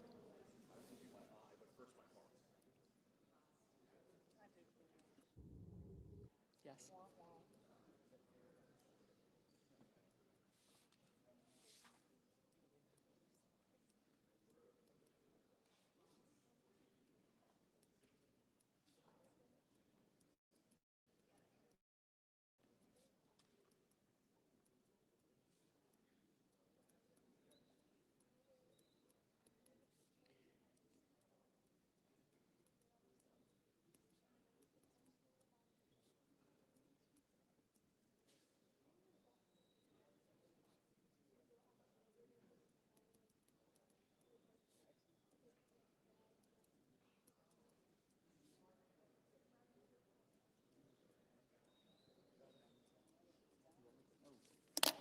Mr. Lujan, no.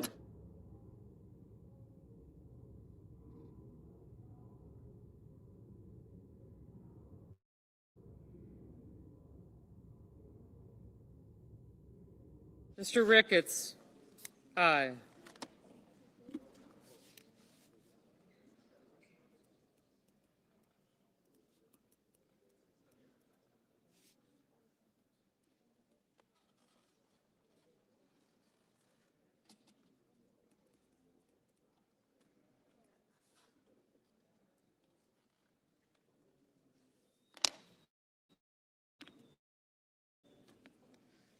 Mr. Reed, aye.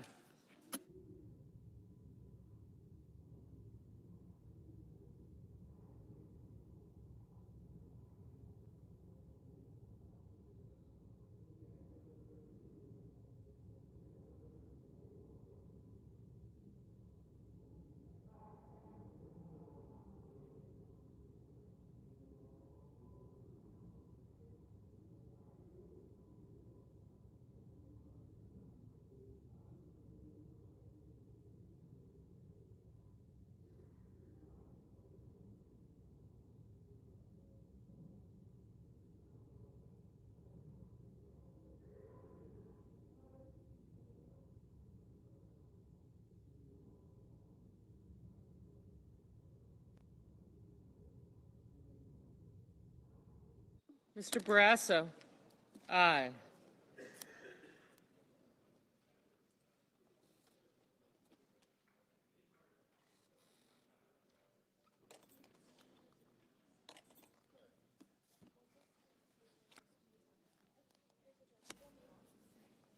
Mr. Bennett, aye.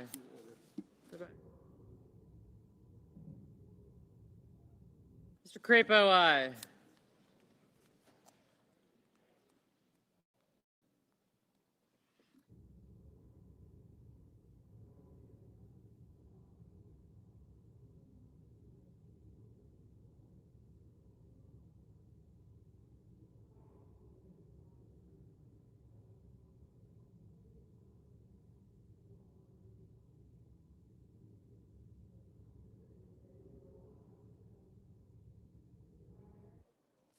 Mr. Heinrich, aye.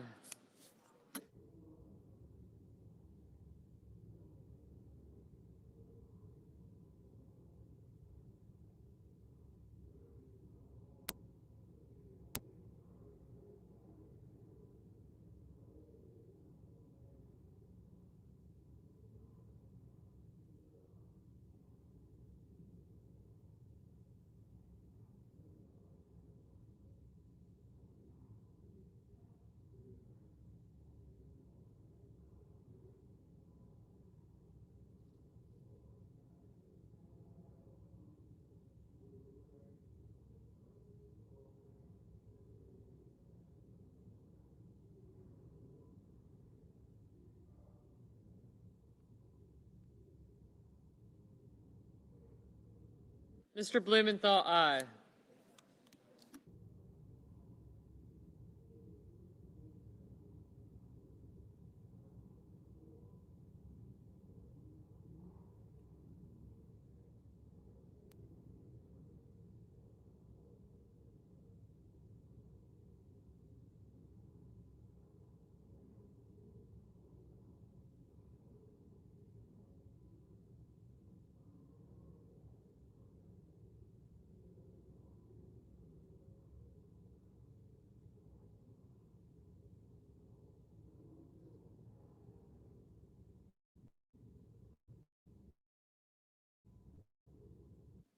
Ms. Blunt Rochester, aye.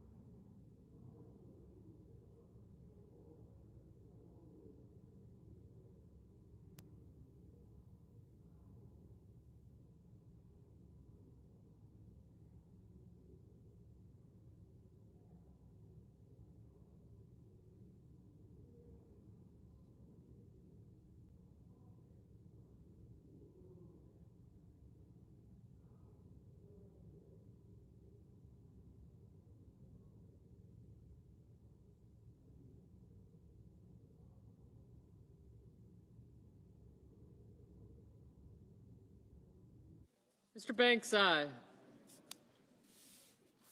Mr. Armstrong, aye. Mrs. Fisher, aye.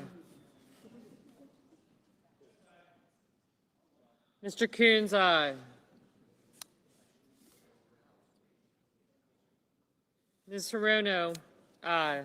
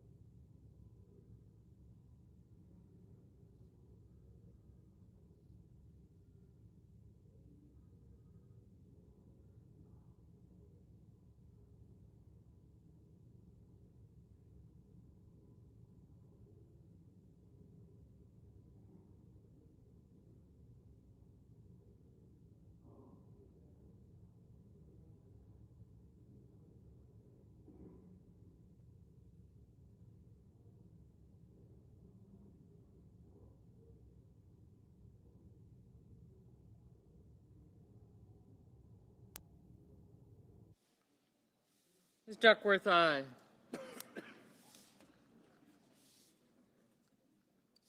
Mr. Murphy, aye.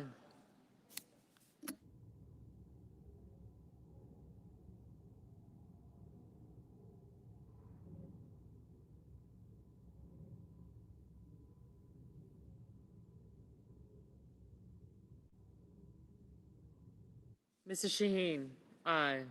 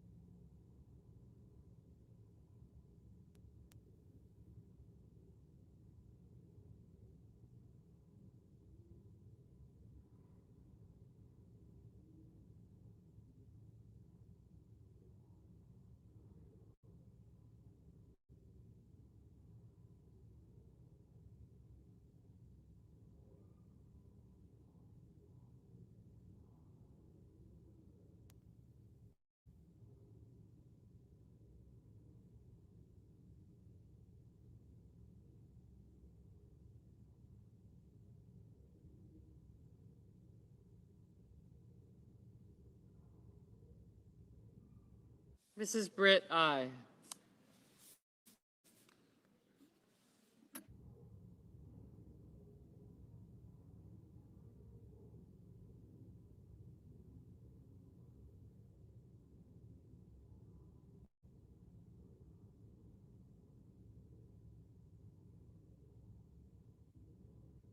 Mr. Ossoff, aye.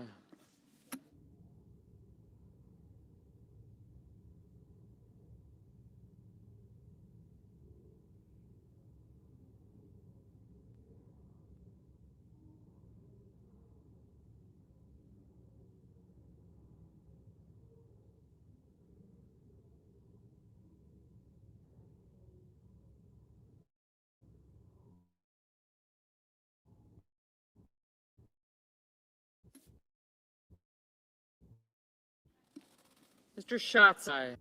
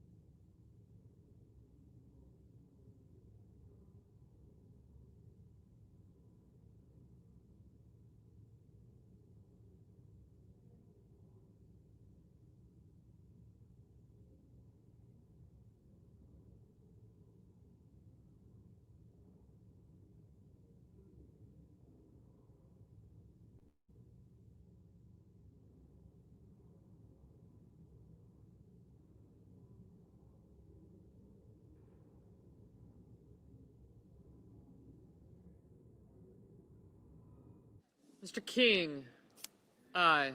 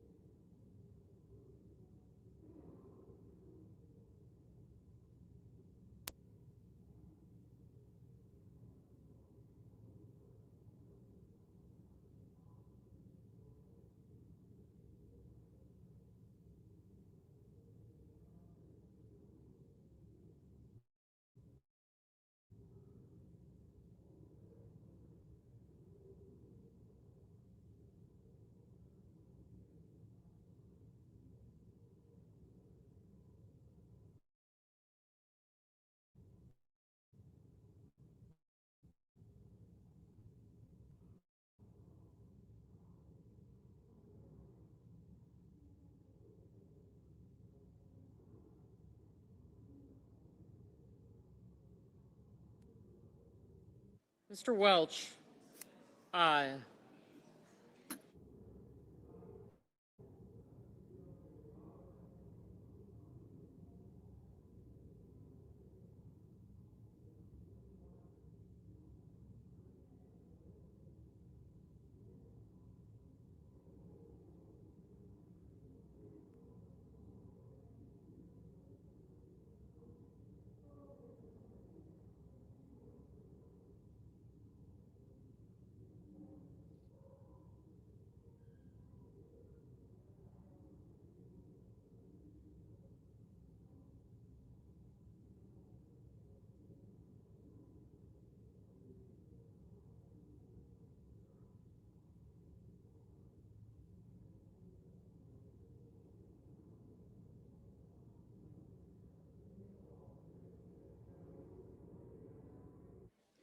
Ms. Smith, aye.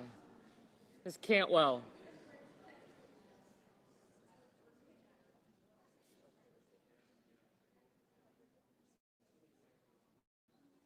Mr. Whitehouse, aye. Ms. Cantwell, aye.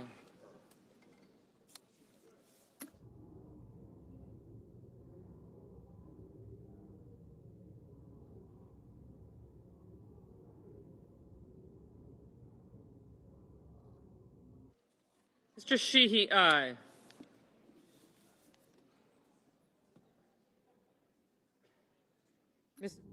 Mrs. Gillibrand, aye.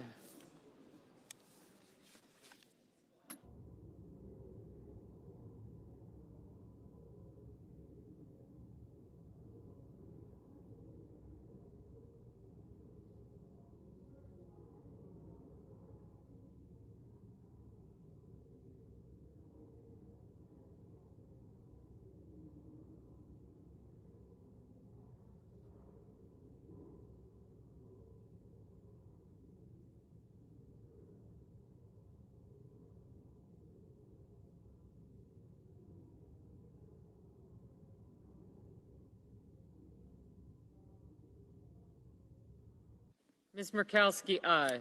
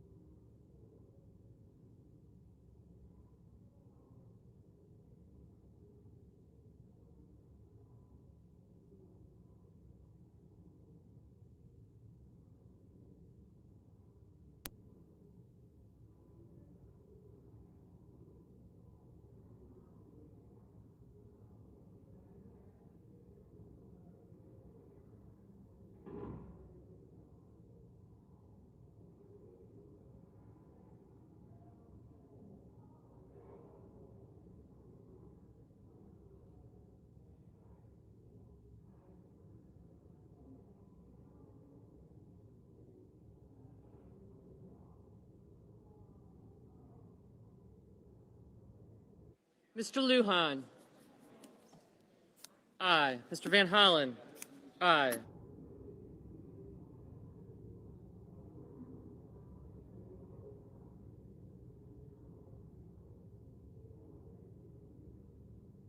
Ms. Klobuchar, aye. Mr. Schmidt, aye.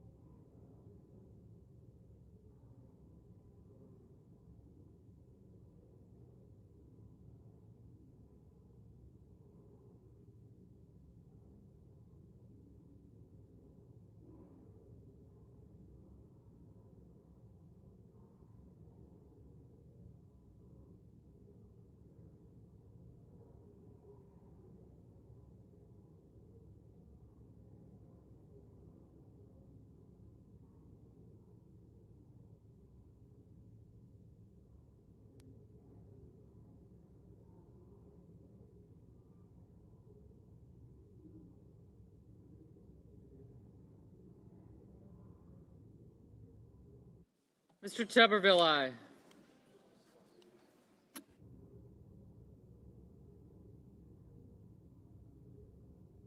Mr. Bozeman, aye.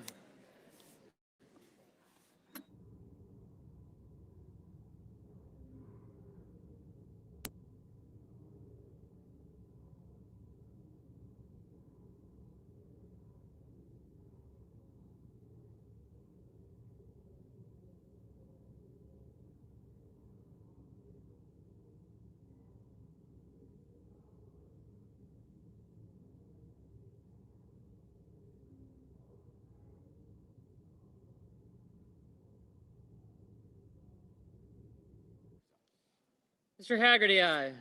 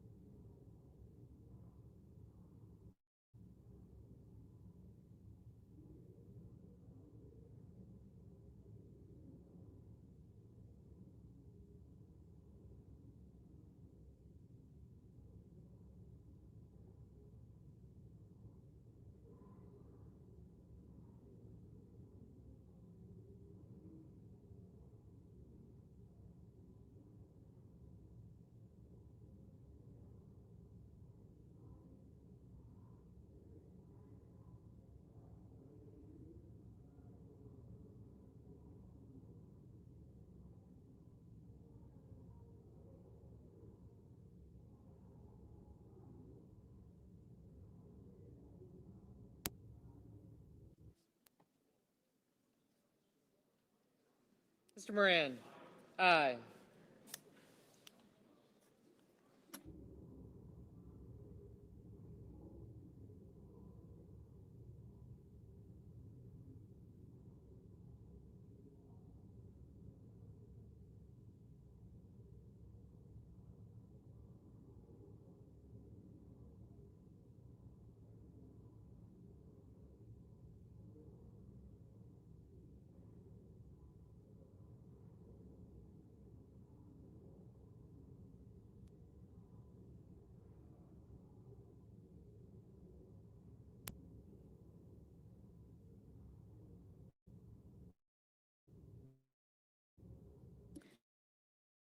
Mr. Warnock, aye.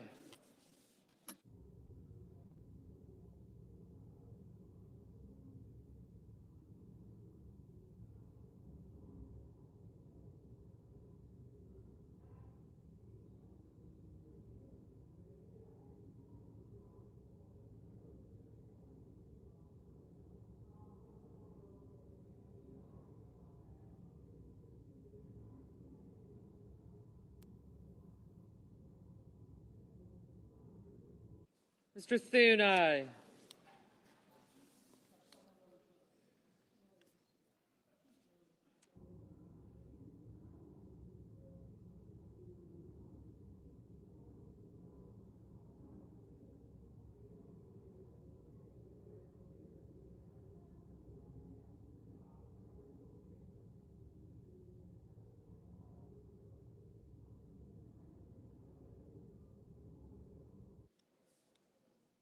Mr. Kennedy, aye.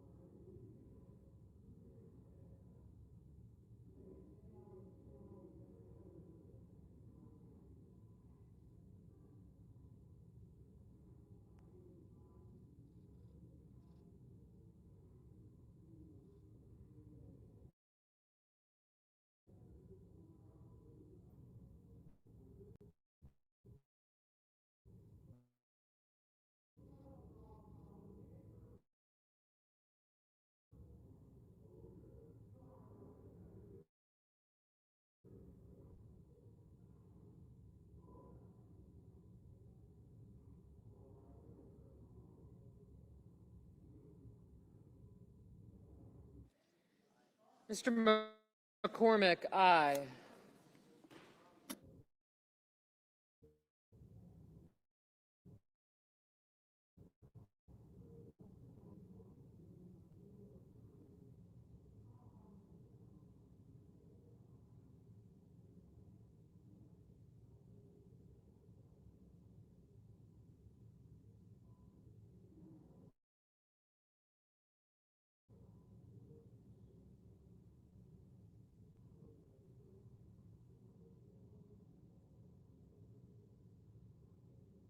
See here.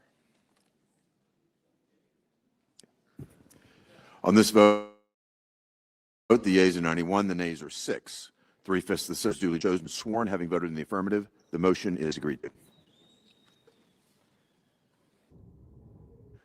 Cloture having been invoked, the clerk will report the bill.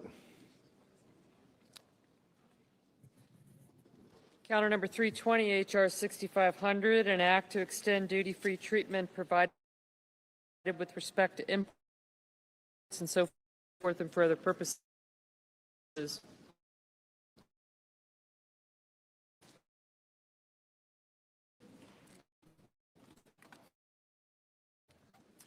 Motion to commit and the amendment fall. I need that vote back. The one pending is H.R. 6500, Cal 320. It's not critical, but it's just Senator Graham was present.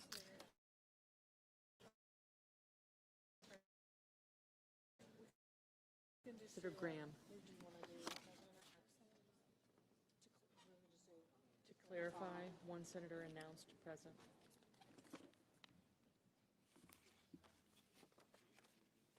Yeah, I need that. There's a roll call vote being copied. I need it. It's right there. Yes. I need that vote back. It has to be corrected. I forgot to write present.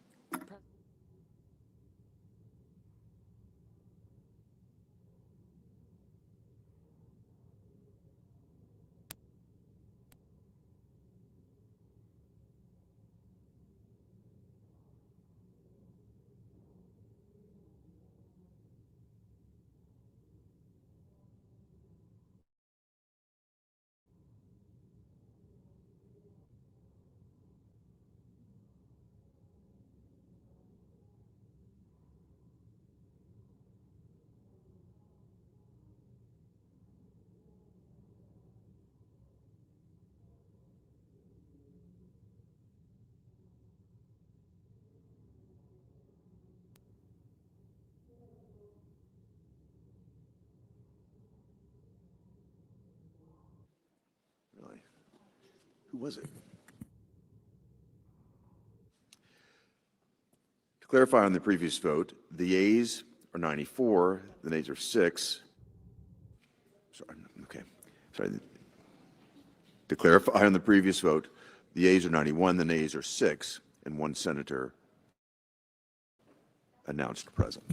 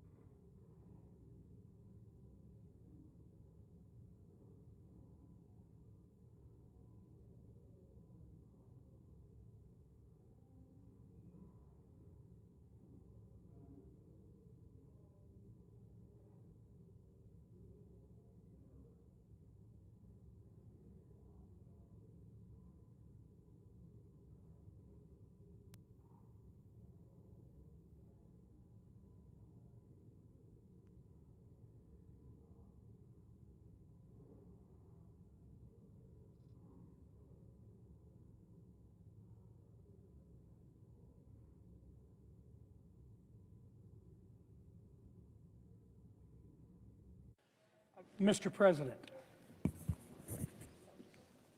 Senator from South Dakota. Thank you, Mr. President. I understand we are not in a quorum call. Is that correct? That is correct. Thank you, Mr. President.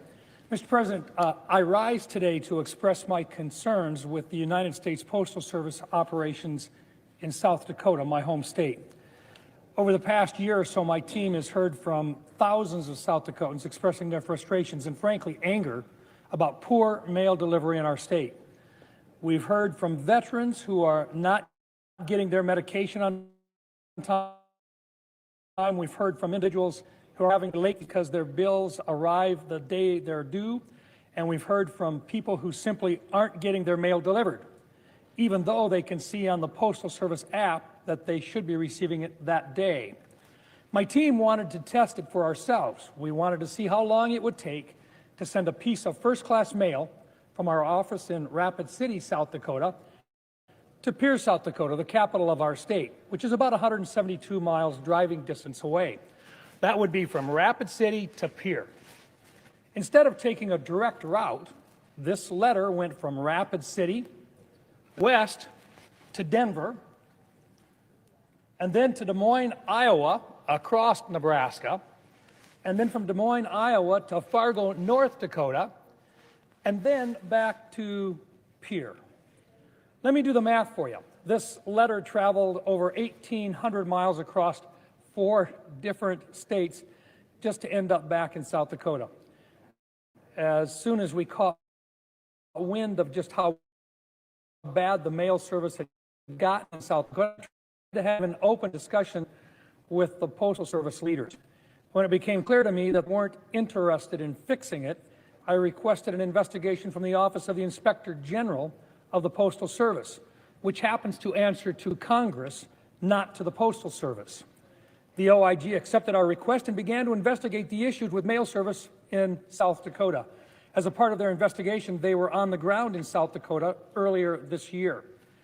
For evidence of just how deep the problem in the Postal Service runs, the OIG reiterated to my team and to me that they had to do this investigation clandestinely. If Postal Service leaders caught wind of where OIG representatives were going to be on which days, they could try to manipulate the results. Turns out they were correct.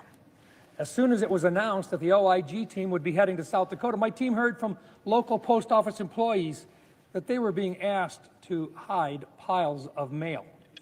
As I mentioned, we've also heard countless stories about life-saving prescriptions not arriving for our veterans, who get many of their refills through the mail. In fact, that's the desired route for many of our veterans to get their prescriptions. According to the Black Hills VA, the USPS has lost so many important medications that the VA has had to repeatedly notify the Drug Enforcement Administration and the U.S. Postal Service Inspector General. In some parts of the country, the VA tells veterans they should order prescription refills at least 20 days before the supply runs out to account for these delays. By comparison, it only took half that time to put a man on the moon. I've even heard from the Secretary of the VA, Doug Collins, who, because of the nationwide postal delays, he directed his staff to look into policies on how the VA can better work with independent community pharmacies to give veterans the prescriptions they need to live a healthy life. It should not come down to this. 5 years ago, the Postal Service told Congress that it needed billions of dollars in financial relief to become sustainable. Based on that promise, Congress passed the Postal Service Reform Act. They promised that the so-called Delivering for America plan would cut costs, improve service, and return Postal Service to profitability. Instead, today, Americans face unprecedented costs when they want to mail a letter with delivery times worse than the Pony Express, all while the Postal Service continues to burn through billions of dollars as if money grows on trees. The U.S. Postal Service decided that in order to be cost-effective, they should deprioritize rural America. For many years, mail was picked up from post offices and routed to processing facilities at least twice a day, regardless of where you lived or how rural you may be. But under the Postal Service's Regional Transportation Optimization Initiative, mail from post offices located more than 50 miles from a processing facility are only sent to processing facilities once in a single morning dispatch. And in many cases, this adds up to a full day delay before a letter starts its journey to the processing facility. Now, that's bad enough, but it also means that despite a letter being in the post office's legal possession, it's not postmarked until at least the next day. For many, this can be the difference between a tax return being on time or an absentee ballot being counted, simply because measures. Now the U.S. Postal Service is asking for billions more, all while senior executives receive large bonuses and lavish benefits like wellness reimbursement incentives, financial planning, retirement counseling services, TSA pre-check, a reimbursement for it, and membership in up to 2 airline lounge clubs per year. Post Office also did a deferred compensation program to pay its highest paid officer by Congress. That needs to end. And that is the reason that I am introducing the U.S. benefit and bonus removal does not run on time. If the Postal Service were serious about cutting costs, it should cut costs inside its own ivory tower before passing costs on to the American people who are still receiving terrible service. In addition, I've announced that I am placing holds on every nominee for the Postal Service Board of Directors until their leaders take steps to fix mail service in South Dakota. I suspect other senators from rural states may do the same. To lift these holds, I want the Postal Service to commit to making these 3 fixes in South Dakota at a minimum. Number 1, immediately suspend their regional transportation optimization in South Dakota on a permanent basis. Number 2, within 1 to 2 days, using our existing facilities that they have already been scaling back. And number 3, they need to commit fully to implementing all findings of the OIG investigation when it becomes available. Now, I've spoken with some of my Senate colleagues who are seeing the same issues in rural parts of their states. I look forward to working together to find a different model for the Postal Service that actually works for the American people again, despite the blinders that our Postal Service leadership seem to have on. It's way past time that we put the service back into the Postal Service. Thank you, Mr. President, and I yield the floor.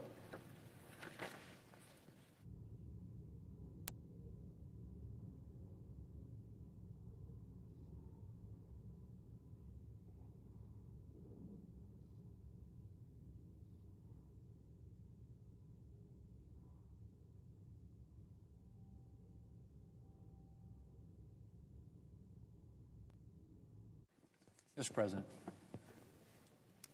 Majority Leader. Mr. President, just before I begin my remarks, I associate myself with the remarks of my colleague from South Dakota pertaining to the Postal Service and their work in South Dakota. If there was a way to build an incredibly inefficient model, they have figured out how to do it. It needs to be fixed. I share his view and will work with him to insist and ensure that they make changes that improve the service that affects the constituents, the people that we represent and serve. Mr. President, when this Congress began last year, we had a long to-do list. The American people had made their priorities clear. As I said from the start, this Republican majority was ready to deliver. Republicans were committed to strengthening our economic future, ending the Biden border crisis, and making America safer and stronger in the years ahead. Mr. President, that's exactly what we've been working on these last 19 months. And the American people are seeing the results of our efforts. The clearest example came this April when 90% of Americans saw a tax cut, which meant more of their hard-earned money stayed in their pockets instead of going to the IRS. And that was thanks to the working families tax cuts. Mr. President, that was Republicans' top priority last year. The American people had suffered for years through an inflation crisis caused by Democrats' reckless spending. And they were facing a massive tax hike, $2,500 for a typical family in my state, if Congress had failed to act. But the working families tax cuts made sure that the tax hike never came. Republicans delivered permanent tax relief that benefited 97% of taxpayers this past year. We implemented new tax cuts like no tax on tips or overtime, raised the child tax credit, gave seniors an additional $6,000 deduction, and provided America's small businesses and family farms and ranches with significant and permanent tax relief too. And Mr. President, Republicans haven't just put more money in hardworking Americans' pockets. We've been working to bring down costs. And one of the ways we're doing that is by lifting unnecessary and burdensome regulations that drive up the cost of things that Americans need. We passed the 21st Century Road to Housing Act, which cuts red tape and has contributed to home ownership becoming more affordable for many Americans. We did away with Biden-era regulations that would have driven up the cost of household appliances and energy. We got rid of electrical vehicle mandates that were going to force Americans into pricey electric cars that they didn't want. And we've taken concrete action to drive down costs at the pharmacy counter as well. We passed a law to ensure that patients get the savings from any discounts or rebates from their purchases at the pharmacy counter in their health care plans. We removed incentives for pharmacy benefit managers to promote higher-priced medications at the expense of seniors. And we improved access to more affordable generic drugs. Mr. President, these are policies that change the math of families' budgets. More money in their pockets, lower costs for the things that they need. And beyond that, we've also taken actions to strengthen our economy for the long term. We've seen positive news about a boost in manufacturing in our country, thanks in part to the working families tax cuts. Other provisions in that law make education pathways more affordable, strengthen our skilled workforce, and create opportunity for the future. The law also bolstered programs that America's farmers and ranchers depend on. And the working families tax cuts made a generational investment in rural health care providers in all 50 states, putting those providers on a more secure path forward so that Americans in rural areas can continue to have access to quality, affordable health care close to home. Mr. President, I mentioned that ending the border crisis was another priority, and we didn't waste any time getting to work on that either. The first bill we passed was the Lake and Riley Act, requiring that illegal immigrants who are arrested for certain crimes aren't put back on the streets. We also passed the Halt Fentanyl Act to ensure that law enforcement has the tools it needs to go after fentanyl and fentanyl analogs that have taken too many American lives. And then there's the border itself. President Trump took swift action to secure the border early last year. And in the working families tax cuts, we provided the resources necessary to hire more agents, finish the border wall, and keep the border secure permanently. Mr. President, today illegal border crossings have slowed to a trickle. It's been like that for just about the entire Trump administration, an incredible feat considering how bad things were under President Biden. And thanks to our efforts, the resources are in place to ensure the border stays secure for the long term. Mr. President, beyond the border, we've also been focused on strengthening our military. The working families tax cuts made a generational investment in our military readiness. We complemented those efforts in last year's annual defense bill, which, among other things, made significant reforms to the way the Pentagon business to ensure that tax dollars are being spent with maximum efficiency and effectiveness for our men and women in uniform. And this year's National Defense Authorization Act builds on those efforts as well. Mr. President, we've been busy. The Senate has taken close to 900 votes since last January. We've been in Washington a lot more than in previous years. We've also done a lot of things that haven't been done in a number of years. As I said, we made generational investments in border security, military readiness, and in rural health care. We approved the most significant tax relief bill in decades. We confirmed 21 cabinet nominees faster than the last 3 incoming administrations. And we passed the first crypto bill ever. We approved a rescissions package that cut billions in federal spending for the first time in literally 3 decades. Mr. President, our work continues. Earlier this afternoon, we passed the Lindsey Graham Sanctioning Russia and Iran Act, giving the President critical tools to bring peace to Ukraine. We also approved another slate of 74 Trump administration nominees, bringing our total to 590. And I expect to move forward on additional items very soon. Mr. President, we've been working our way through our to-do list and delivering real wins for the American people. And the work goes on. Mr. President, I yield the floor.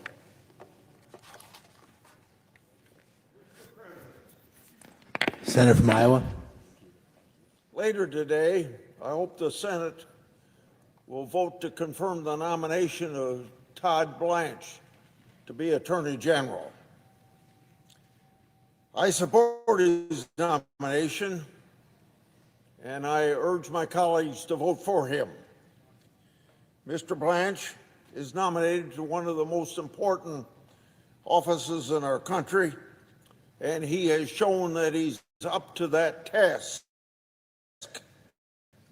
His impressive background and the presentation at our hearing in the Judicial Committee are proof that he's led the Justice Department with distinction and is well suited to continue doing that. During his hearing, Mr. Blanche answered questions for more than 5 hours.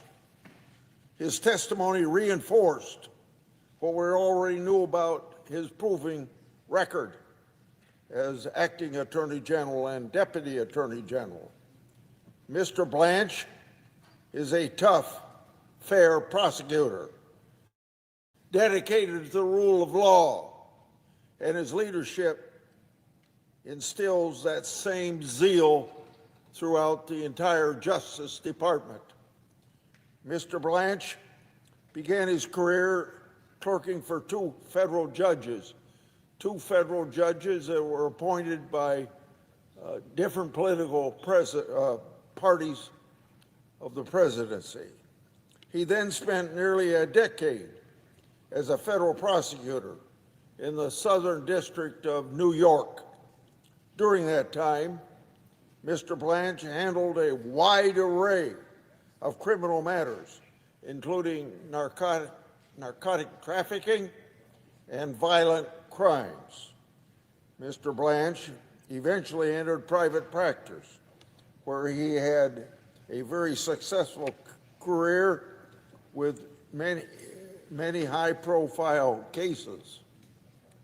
But his love of country brought him back to the public service that he's in right now. Repeating again, serving as Deputy Attorney General, and now as Acting Attorney General. Throughout his career, Mr. Blanche demonstrated an unwavering commitment to public service and the fair administration of justice.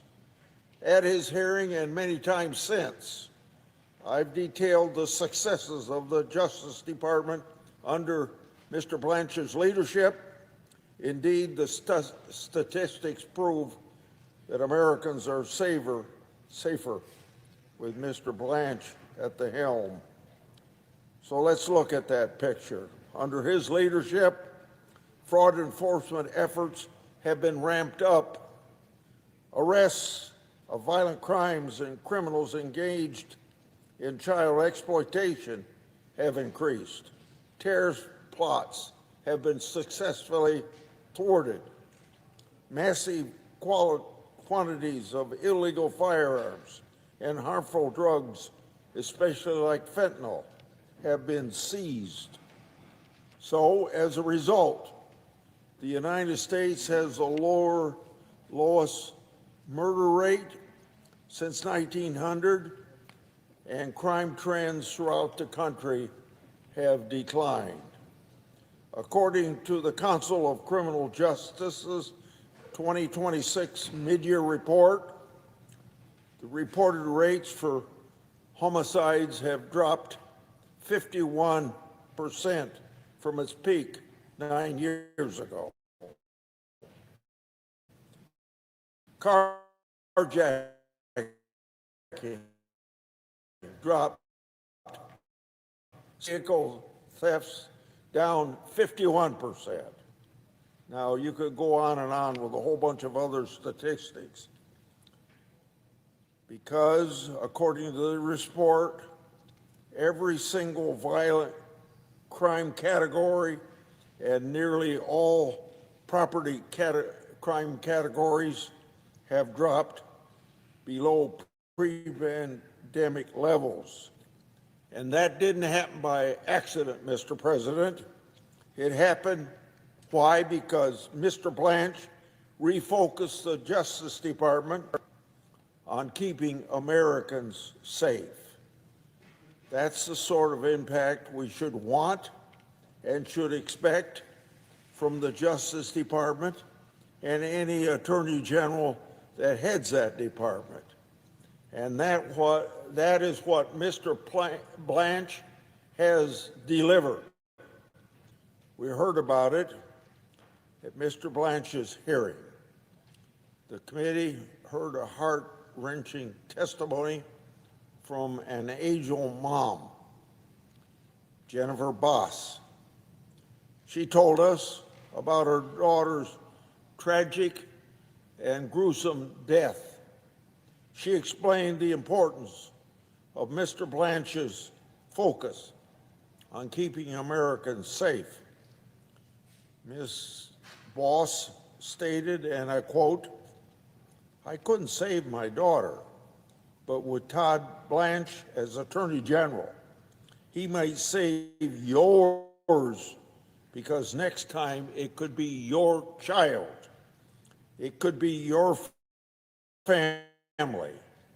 It could be you." End of Ms. Boss' quote. This sentiment was shared in an outpouring of support the committee received for Mr. Blanche's nomination. 300 angel moms wrote a letter thanking Mr. Blanche for prioritizing victims and focusing the department's efforts on stopping illegal immigration, ending drug and human trafficking, and protecting America's communities from violent crime. The committee also received several letters from major law enforcement organizations that collectively represent hundreds of thousands of law enforcement officers all across our country. They praised Mr. Blanche's focus on public safety, the rule of law, and his unwavering support for law enforcement professionals, the people that risk their lives daily to protect our families and our communities. In total, the committee received more than 30 letters supporting Mr. Blanche's nomination. These include more than 100 former Justice Department attorneys, chiefs of staff, U.S. attorneys, and other senior officials. Mr. Blanche's nomination was also supported by multiple former attorneys generals, including John Ashcroft and Bill Barr. These former attorney generals knows what it takes to run the Justice Department. Now, between his proven track record, his presentations to our committee, and the support he's received from across the country, I am convinced Mr. Blanche is the right choice to lead the Justice Department. A vote for Todd Blanche is a vote for the safety of the American people. That's a vote the American people deserve, and that's a vote that I'm proud to cast. So I urge all my colleagues to join me in voting to confirm Mr. Blanche as Attorney General. I yield the floor. I suggest the absence of, oh.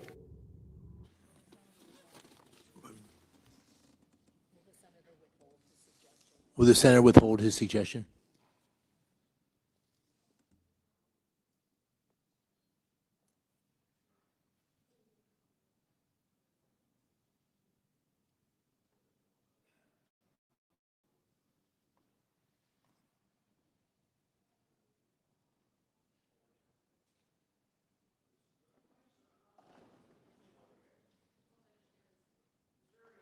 That we don't have a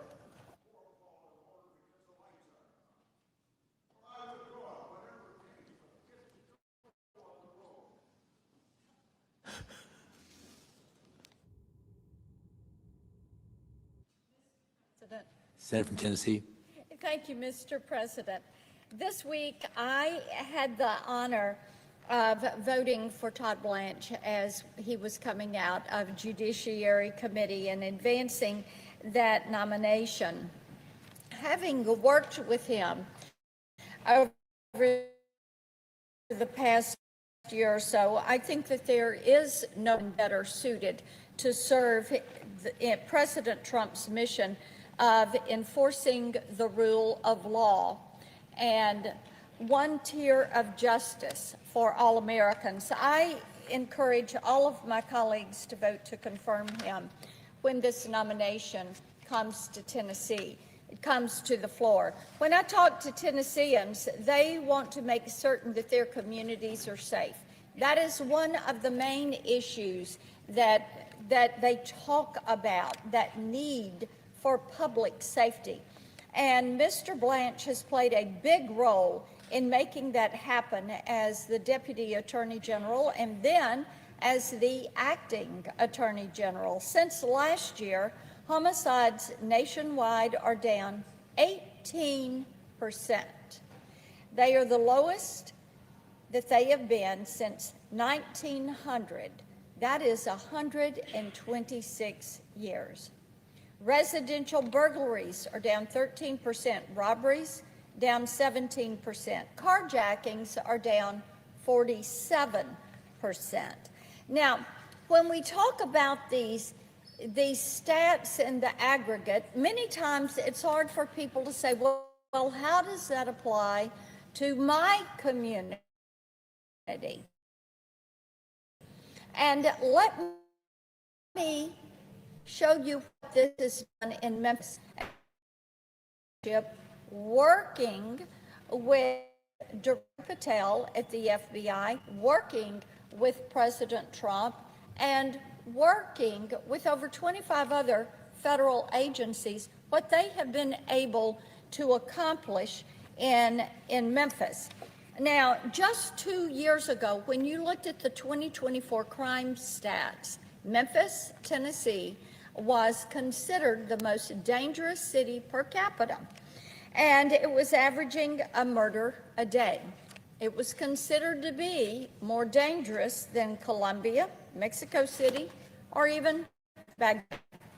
And since day one, President Trump has worked to help us in the goal of making certain that Memphis is the safest city in the United States, and Mr. Blanche has been a key part of those efforts.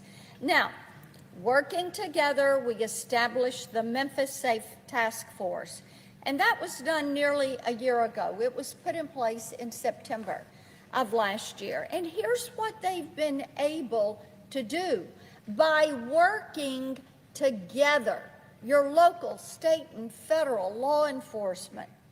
They've made over 11,000 arrests, 1,200 known gang members have been apprehended, 183 missing children located, and as of this week, 2,000 illegal firearms have been seized, taken off the streets, while continuing to keep our communities safe.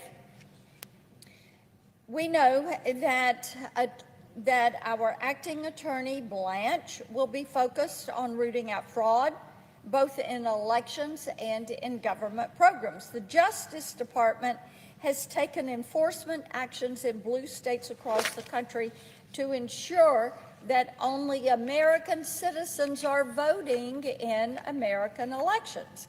Here in the Senate, we have the Save America Act to support this effort, and we should waste no time in getting that to the president's desk.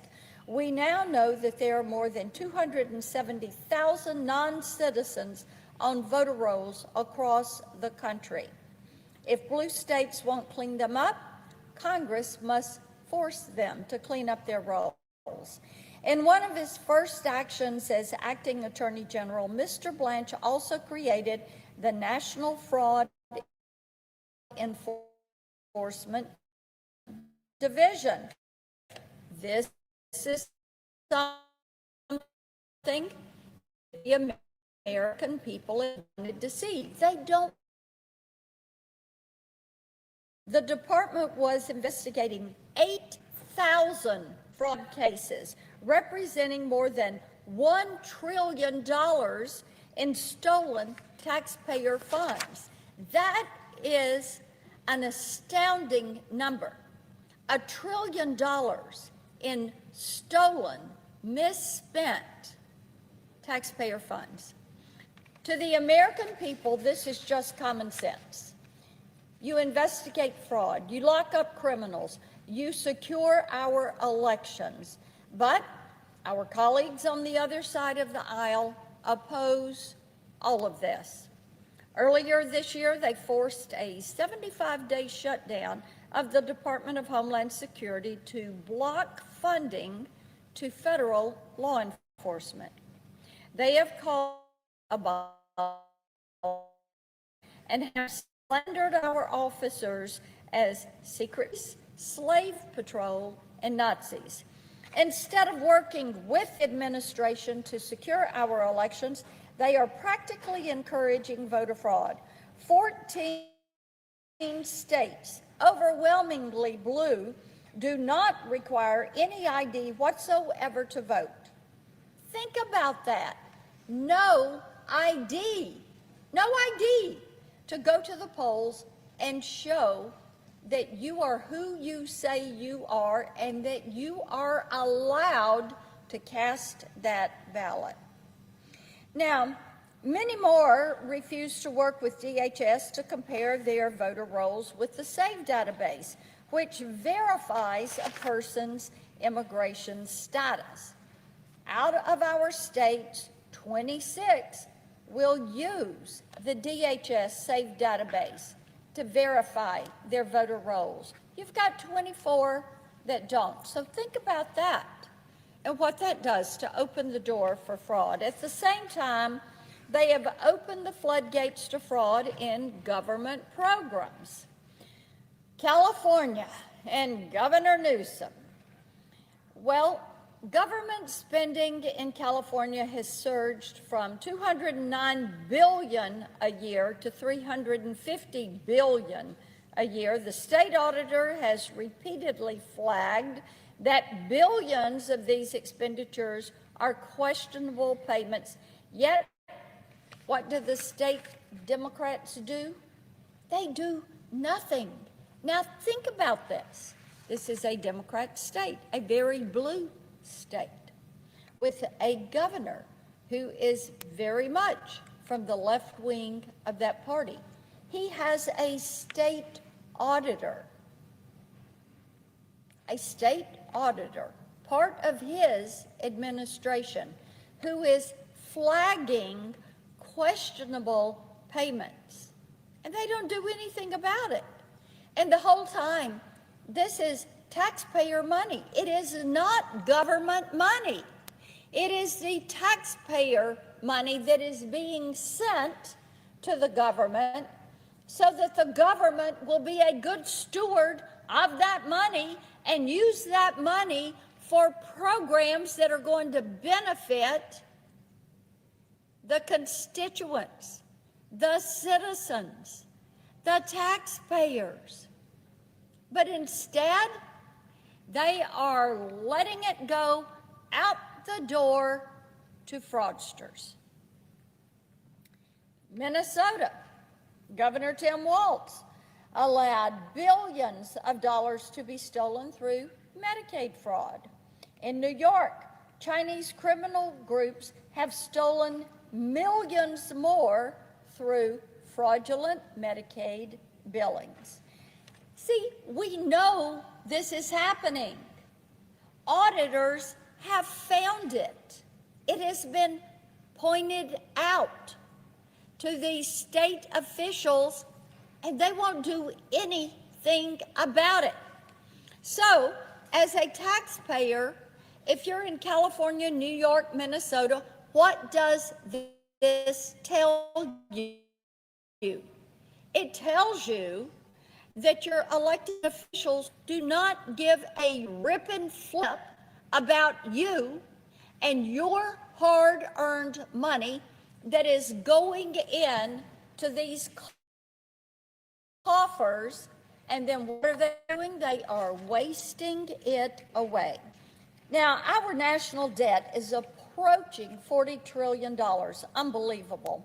And the American people expect their elected representatives to be good stewards of those dollars. Instead, the Democrats are embracing the failures of socialism. Now, in New York City, Zoran Mamdani unveiled a $127 billion budget while proposing billions in new taxes. New Yorkers could see more than half of their income taken in taxes. And yet, I've laid out for you how much of that money is being wasted, going into fraud. The mayor is pretty clear about his intentions. In a speech to the Young Democratic Socialists of America, he said that his end goal is seizing the means of production. Well, how about that? He wants to go use eminent domain. He wants to take away your ability to live out your American dream, because if you have some form or means of production, he's going to take it away and say, hey, wait a minute, that great idea you have, that great machine you built, this factory that you have, this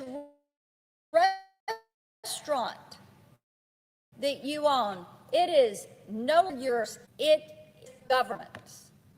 It's the government's. That is what you call communism.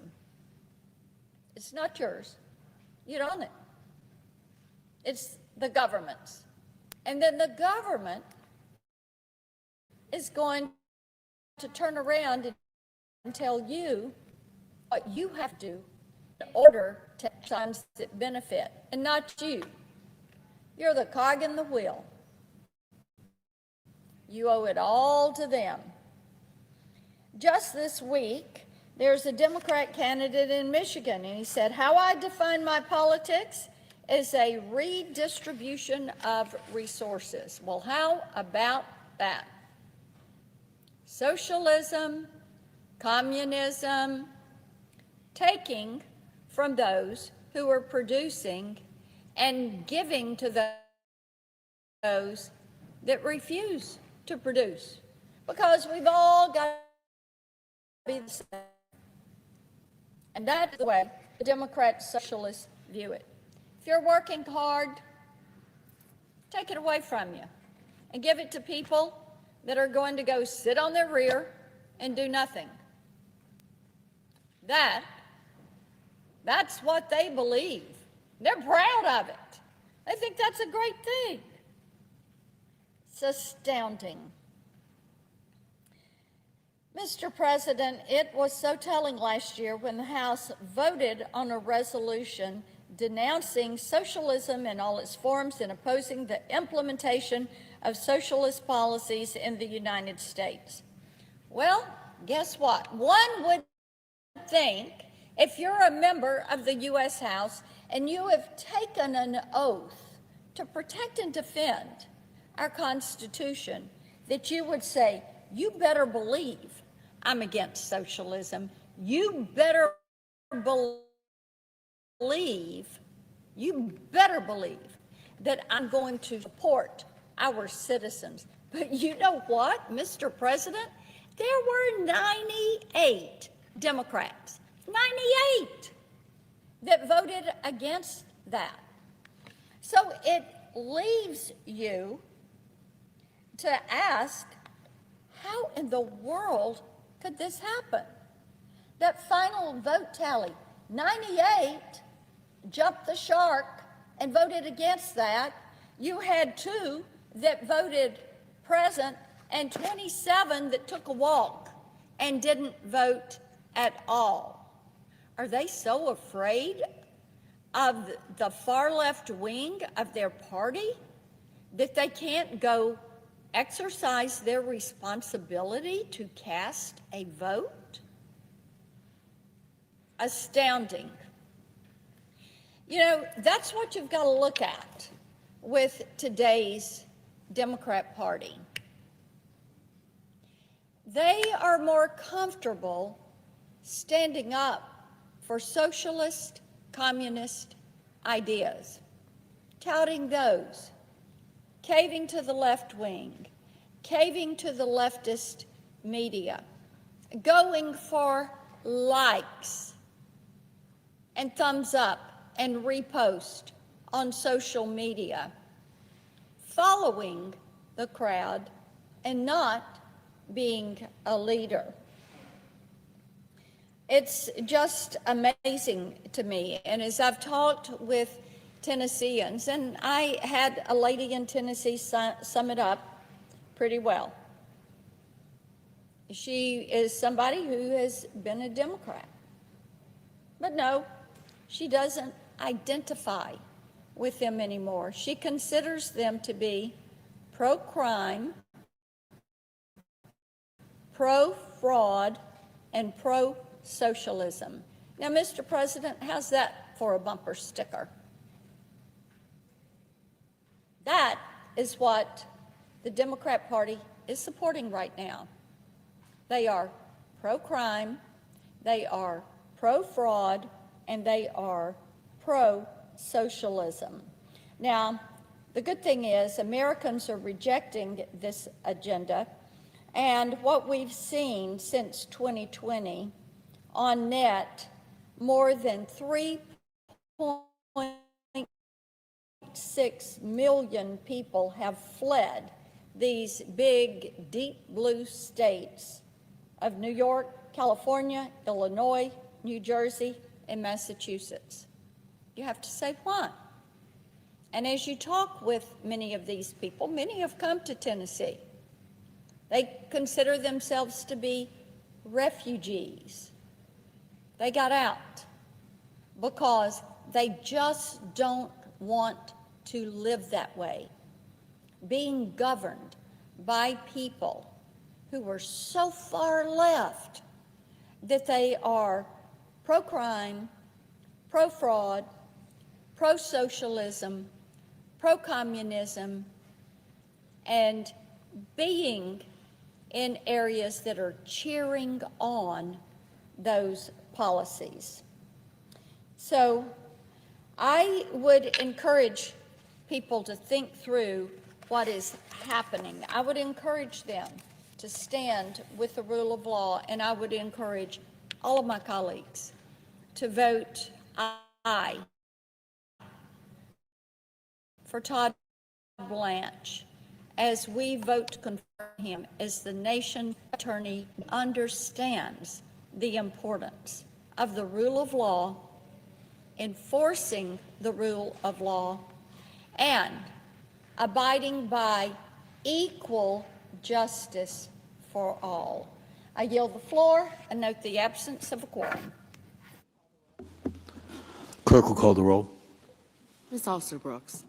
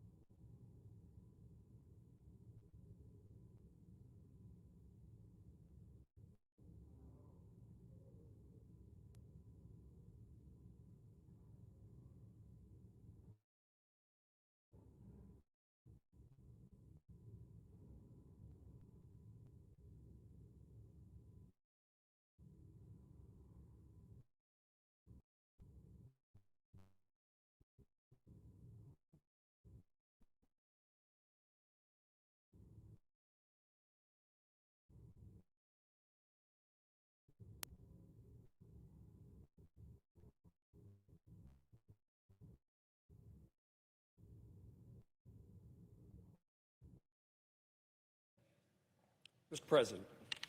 Senator from Kansas. Mr. President, I ask unanimous consent that the quorum call be lifted. Without objection. Mr. President, thank you.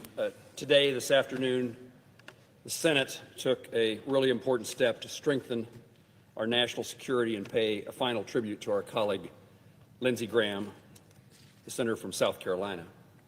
This step has been a long time coming, but by an overwhelming passage of the Lindsey O. Graham Sanctioning Russia and Iran Act, the Senate sent a clear message to our adversaries. There will be consequences for those who finance terrorism and those who wage an unprovoked war. Over the past several weeks, the administration has increased economic pressures on Russia and on Iran, making clear that the United States will not reward aggression. This legislation builds upon those efforts by giving the President stronger tools to ensure these sanctions remain effective and much more difficult to evade. Through enforcing sanctions on the top 5 purchasers of Russian crude oil, this proposal aims to address a vital component of the war many have overlooked. Russia's vulnerability lies not only on the battlefield, but also on its dependence on energy revenue. If we allow the Kremlin to continue selling billions of dollars of oil and natural gas around the world, we allow Putin to continue unhindered advanced weaponry, paying Russian soldiers, and prolonging the conflict. Russia's ability to continue this war depends upon its ability to generate revenue. By increasing economic pressures now, we make it more difficult for Russia to sustain its war efforts. This legislation represents a significant attempt to do just that. Following years of work between Congress, administrations, and our allies, this proposal would finally strike increasing the global price of oil. This proposal also recognizes an important reality. Sanctioning Russia alone is no longer enough. Importantly, the bill would extend and strengthen sanctions authorities related to Iran, recognizing the growing partnership between Moscow and Tehran. Russia and Iran are no longer acting independently. Iranian drones have terrorized Ukrainian citizens while providing political and strategic support for the Iranian regime. Both governments seek to undermine American interests, threaten our allies, and weaken the international order that has helped preserve peace for generations. The passage of this legislation will not, by itself, end the war in Ukraine or change Iran's behavior, but it will make both regimes pay a far higher price for choosing aggression over peace. The Senate has now done its part. I urge my colleagues in the House to pass this legislation and send it to the President's desk. This bill must be swiftly signed into law and implemented in order to hold Russia and those supporting its unjust and unjustifiable war accountable. Mr. President, I thank you for your attention and yield the floor.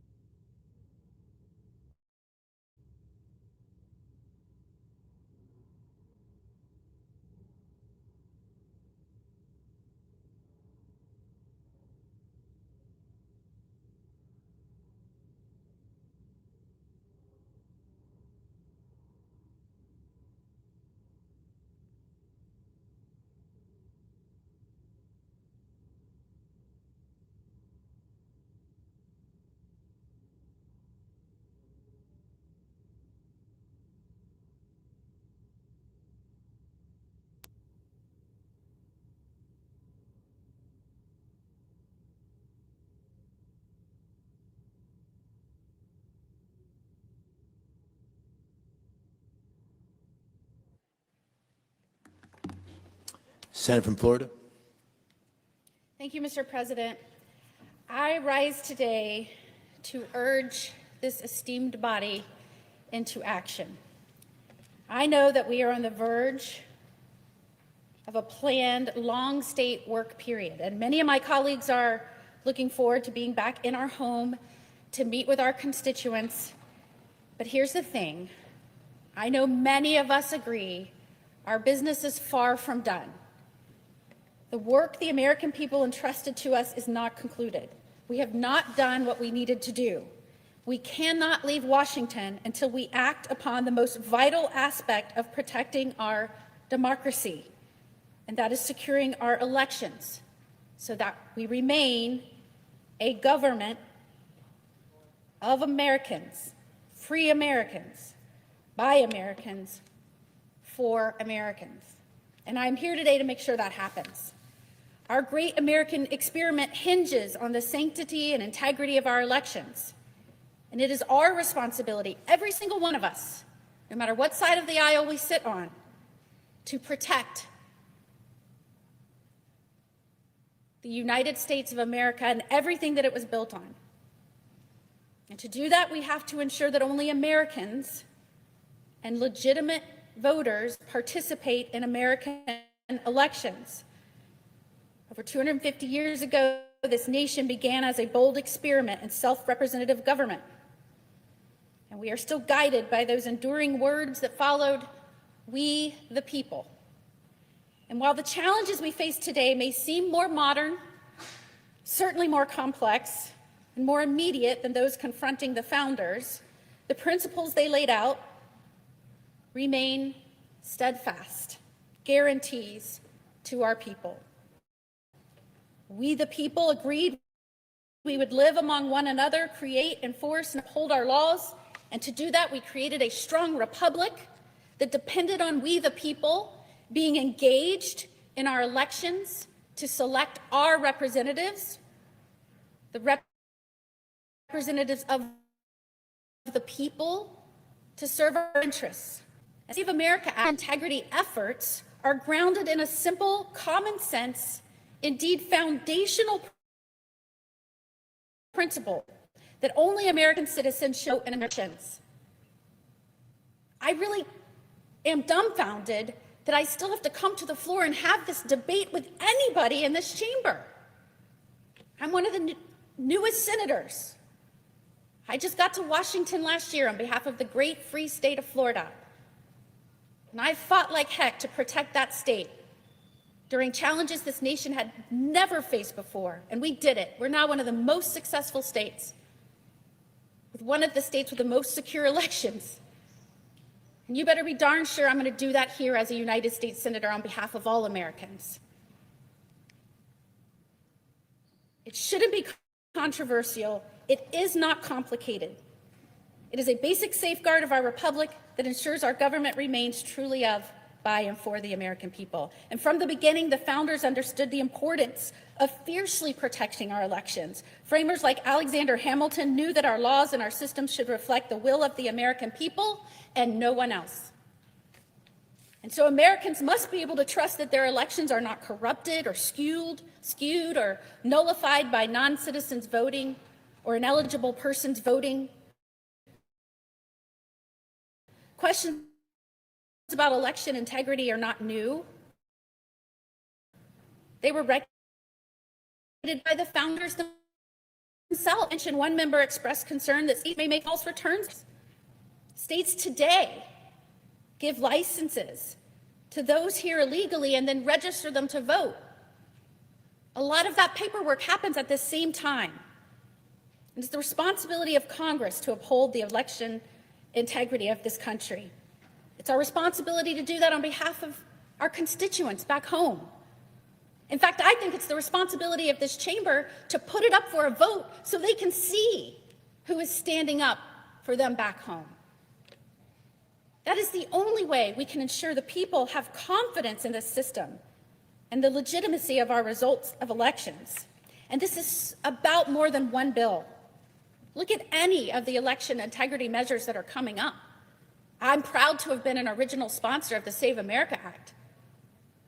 But voter ID, voter integrity bills, all of these are important. I've also sponsored a bill called Ballots by Election Day to make sure we can get prompt results so people trust these elections. It's about preserving the integrity of our republic. It's about ensuring that our government remains accountable to the people. And it's about protecting a system, a government that has endured for 250 years. And how do we ensure only citizens vote? The answer is so simple. Voter ID. It makes sense. You need a valid ID to do so many things, from driving, buying alcohol, checking into a hotel. You even need one to get an unlimited pasta pass from Olive Garden. Some have suggested in Communist Mandami's city-run grocery store, you have to show an ID to get groceries. But we are not okay with needing an ID to vote. You hear many folks that claim it is too high of a burden to force the American people to provide an ID to vote, the highest privilege of being a citizen. It's a joke. We have to be able to trust our elections are legitimate. And that is something that the vast majority of Americans agree on.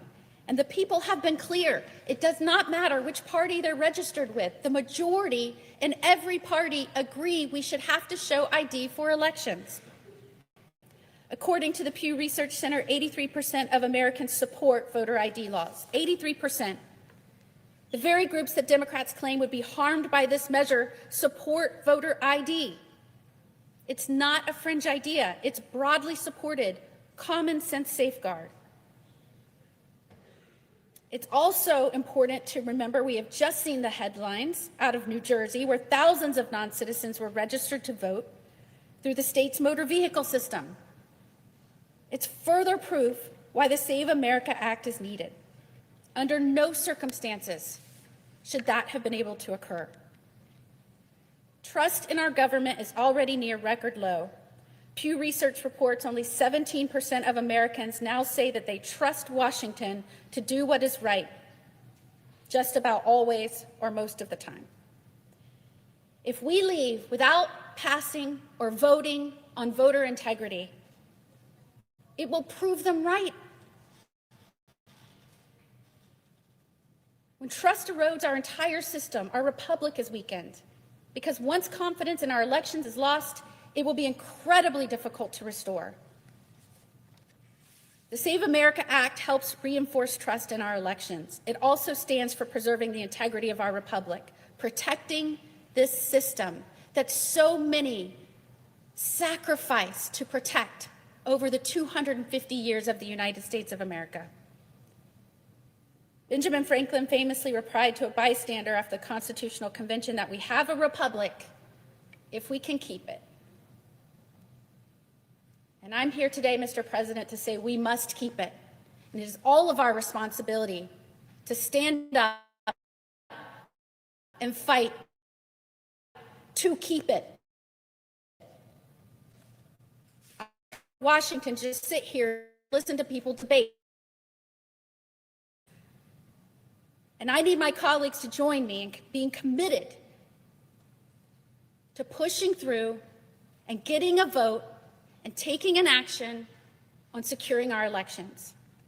The people in our states, the people we serve, our bosses back home want this. They are demanding that we get this done. So let's get this done and save America. I yield back.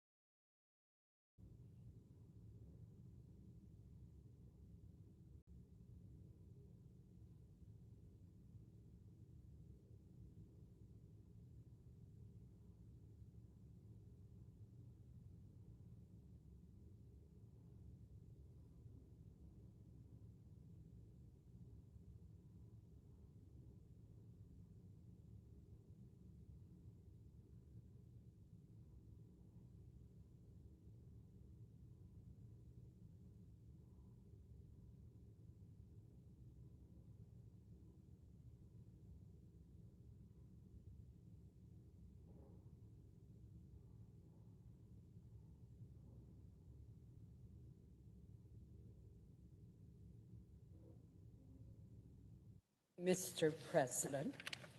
Senator from Maine. Thank you, Mr. President. Mr. President, later tonight, my colleagues will be asked to pass the continuing resolution before us to prevent a government shutdown.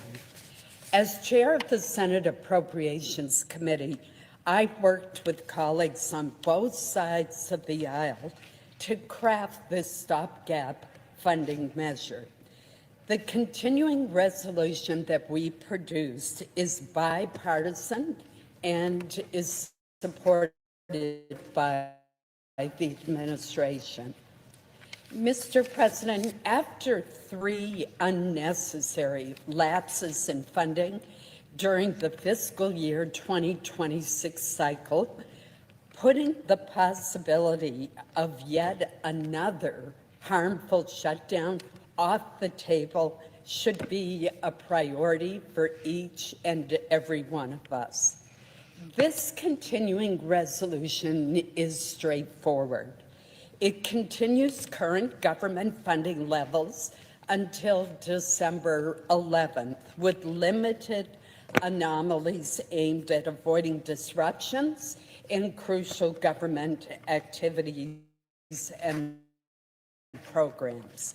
For example, our legislation includes necessary adjustments for programs like the Special Supplemental Nutrition Program for Women, Infants, and Children, better known as the WIC program, to address program costs and participation levels. It allows the USDA loan programs to operate uninterrupted for our nation's farmers.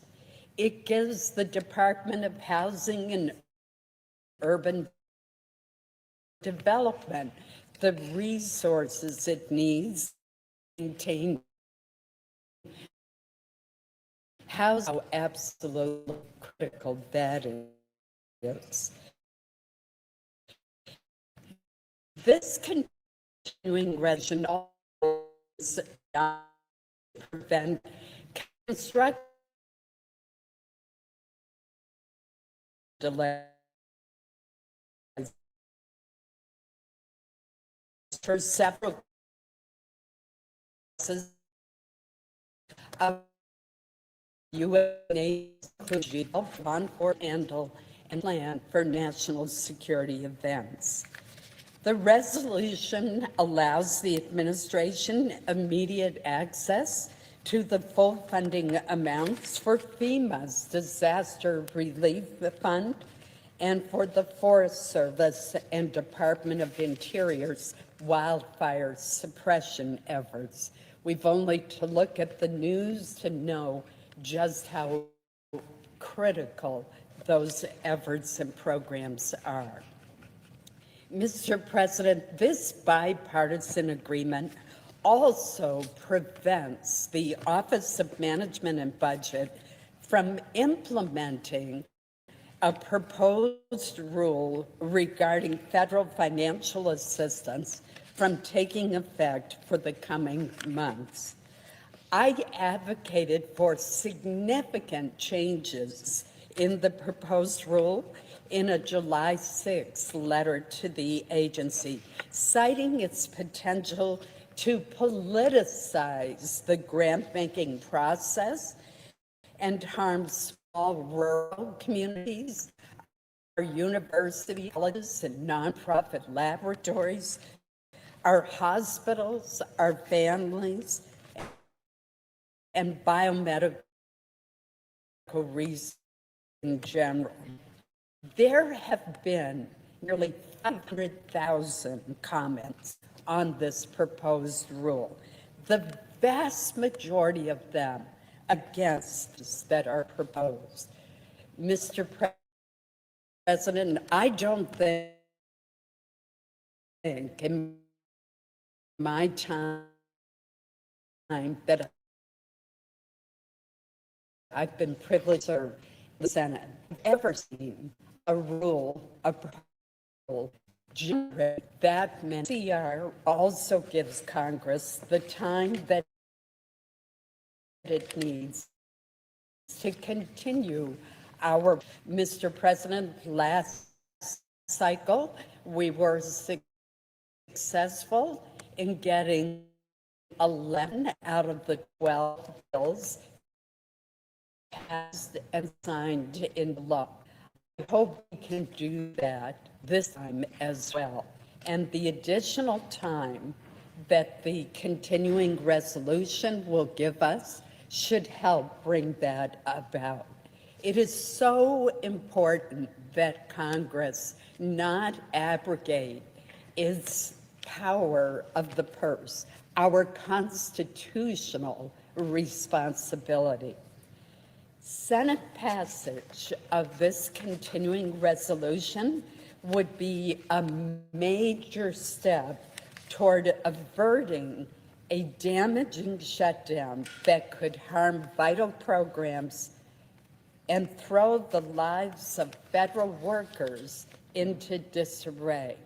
We saw what happened in the shutdowns that occurred during the last cycle that were both unwarranted and unfair to so many of our federal employees, particularly those who were forced to work without knowing when they would be paid. We cannot allow that to happen again.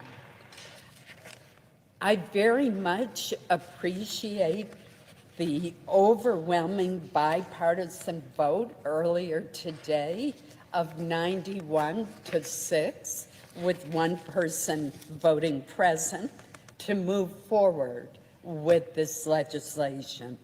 I urge another aye vote tonight so that we can keep our government open and working for the American people. Thank you.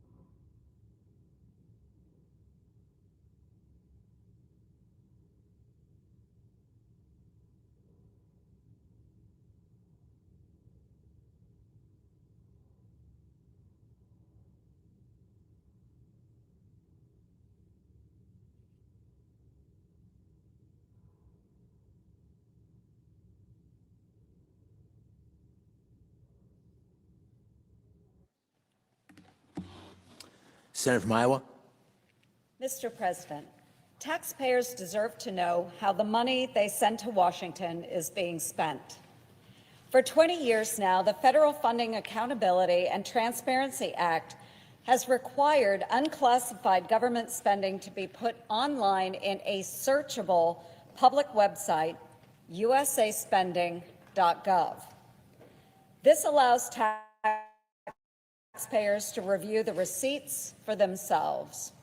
Bureaucrats, however, have been hiding tens of billions of dollars distributed through secret spending arrangements known as other transaction agreements, or OTAs, by not publicly disclosing these expenditures on usaspending.gov. with fraudsters stealing $1.4 billion every single day. We need this information now so we can account for who is taking tax dollars and why. In June, the Senate unanimously passed my bipartisan Stop Secret Spending Act to require OTAs to be publicly disclosed on usaspending.gov, just like all other government spending. Last month, the House approved the bipartisan companion bill introduced by Representatives Moore and Panetta. Democrats and Republicans in both the House and Senate agree that Washington needs to finally end the secrecy about how tens of billions of dollars are being spent every year. That's a win for everyone, especially our taxpayers. Let's send this bill to the President today so it becomes law. So, Mr. President, notwithstanding Rule 22, I ask unanimous consent that the Senate proceed to the immediate consideration of H.R. 2069, which was received from the House. The clerk will report. H.R. 2069, an act to amend the Federal Funding Accountability and Transparency Act of 2006 to ensure that other transaction agreements are reported to usaspending.gov and for other purposes. Without objection, the Senate will proceed to the measure. I ask unanimous consent that the bill be considered read a third time and passed, and that the motion to reconsider be considered made and laid upon the table. Without objection.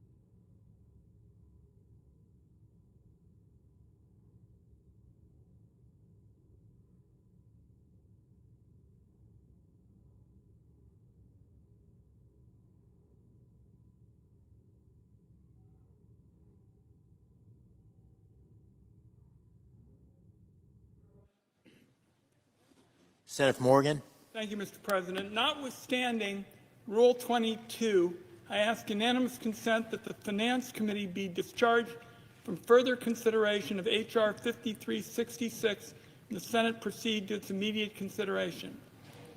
The clerk will report. H.R. 5366, an act to amend the Internal Revenue Code of 1986 to codify and extend the rules for personal casualty losses arising from major disasters and so forth.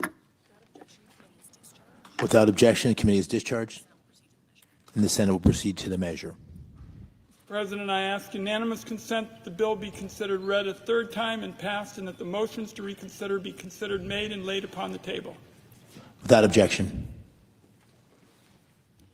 Mr. President, and those following the debate, what this is all about is when you lose your home in a wildfire, the last thing you ought to be worried about is being hit by a massive tax bill.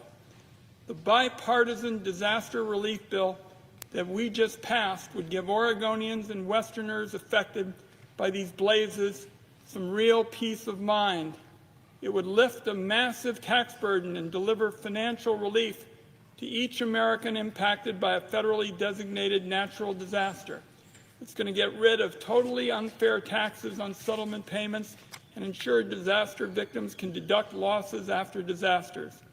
That's an issue the Republicans created under Donald Trump in 2017. So this is an important day, Mr. President, for my constituents at home in Oregon, folks in the West, because we're taking away what really amounts to a wrecking ball that has been hitting them in terms of the form of a massive tax hit. So I urge my colleagues to get the word out about the important relief that's just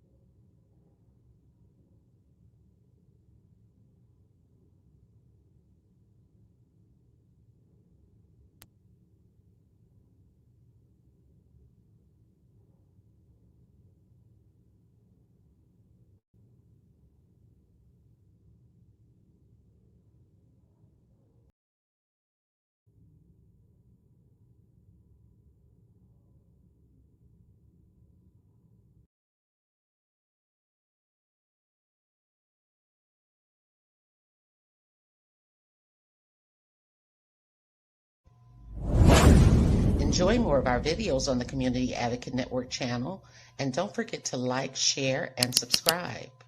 If you would like to advertise your service, special announcement, or event, you may contact us at the Community Advocate Network at gmail.com. For community resources and services, exclusive articles, and video content, join our private community on Patreon. Link is in the bio.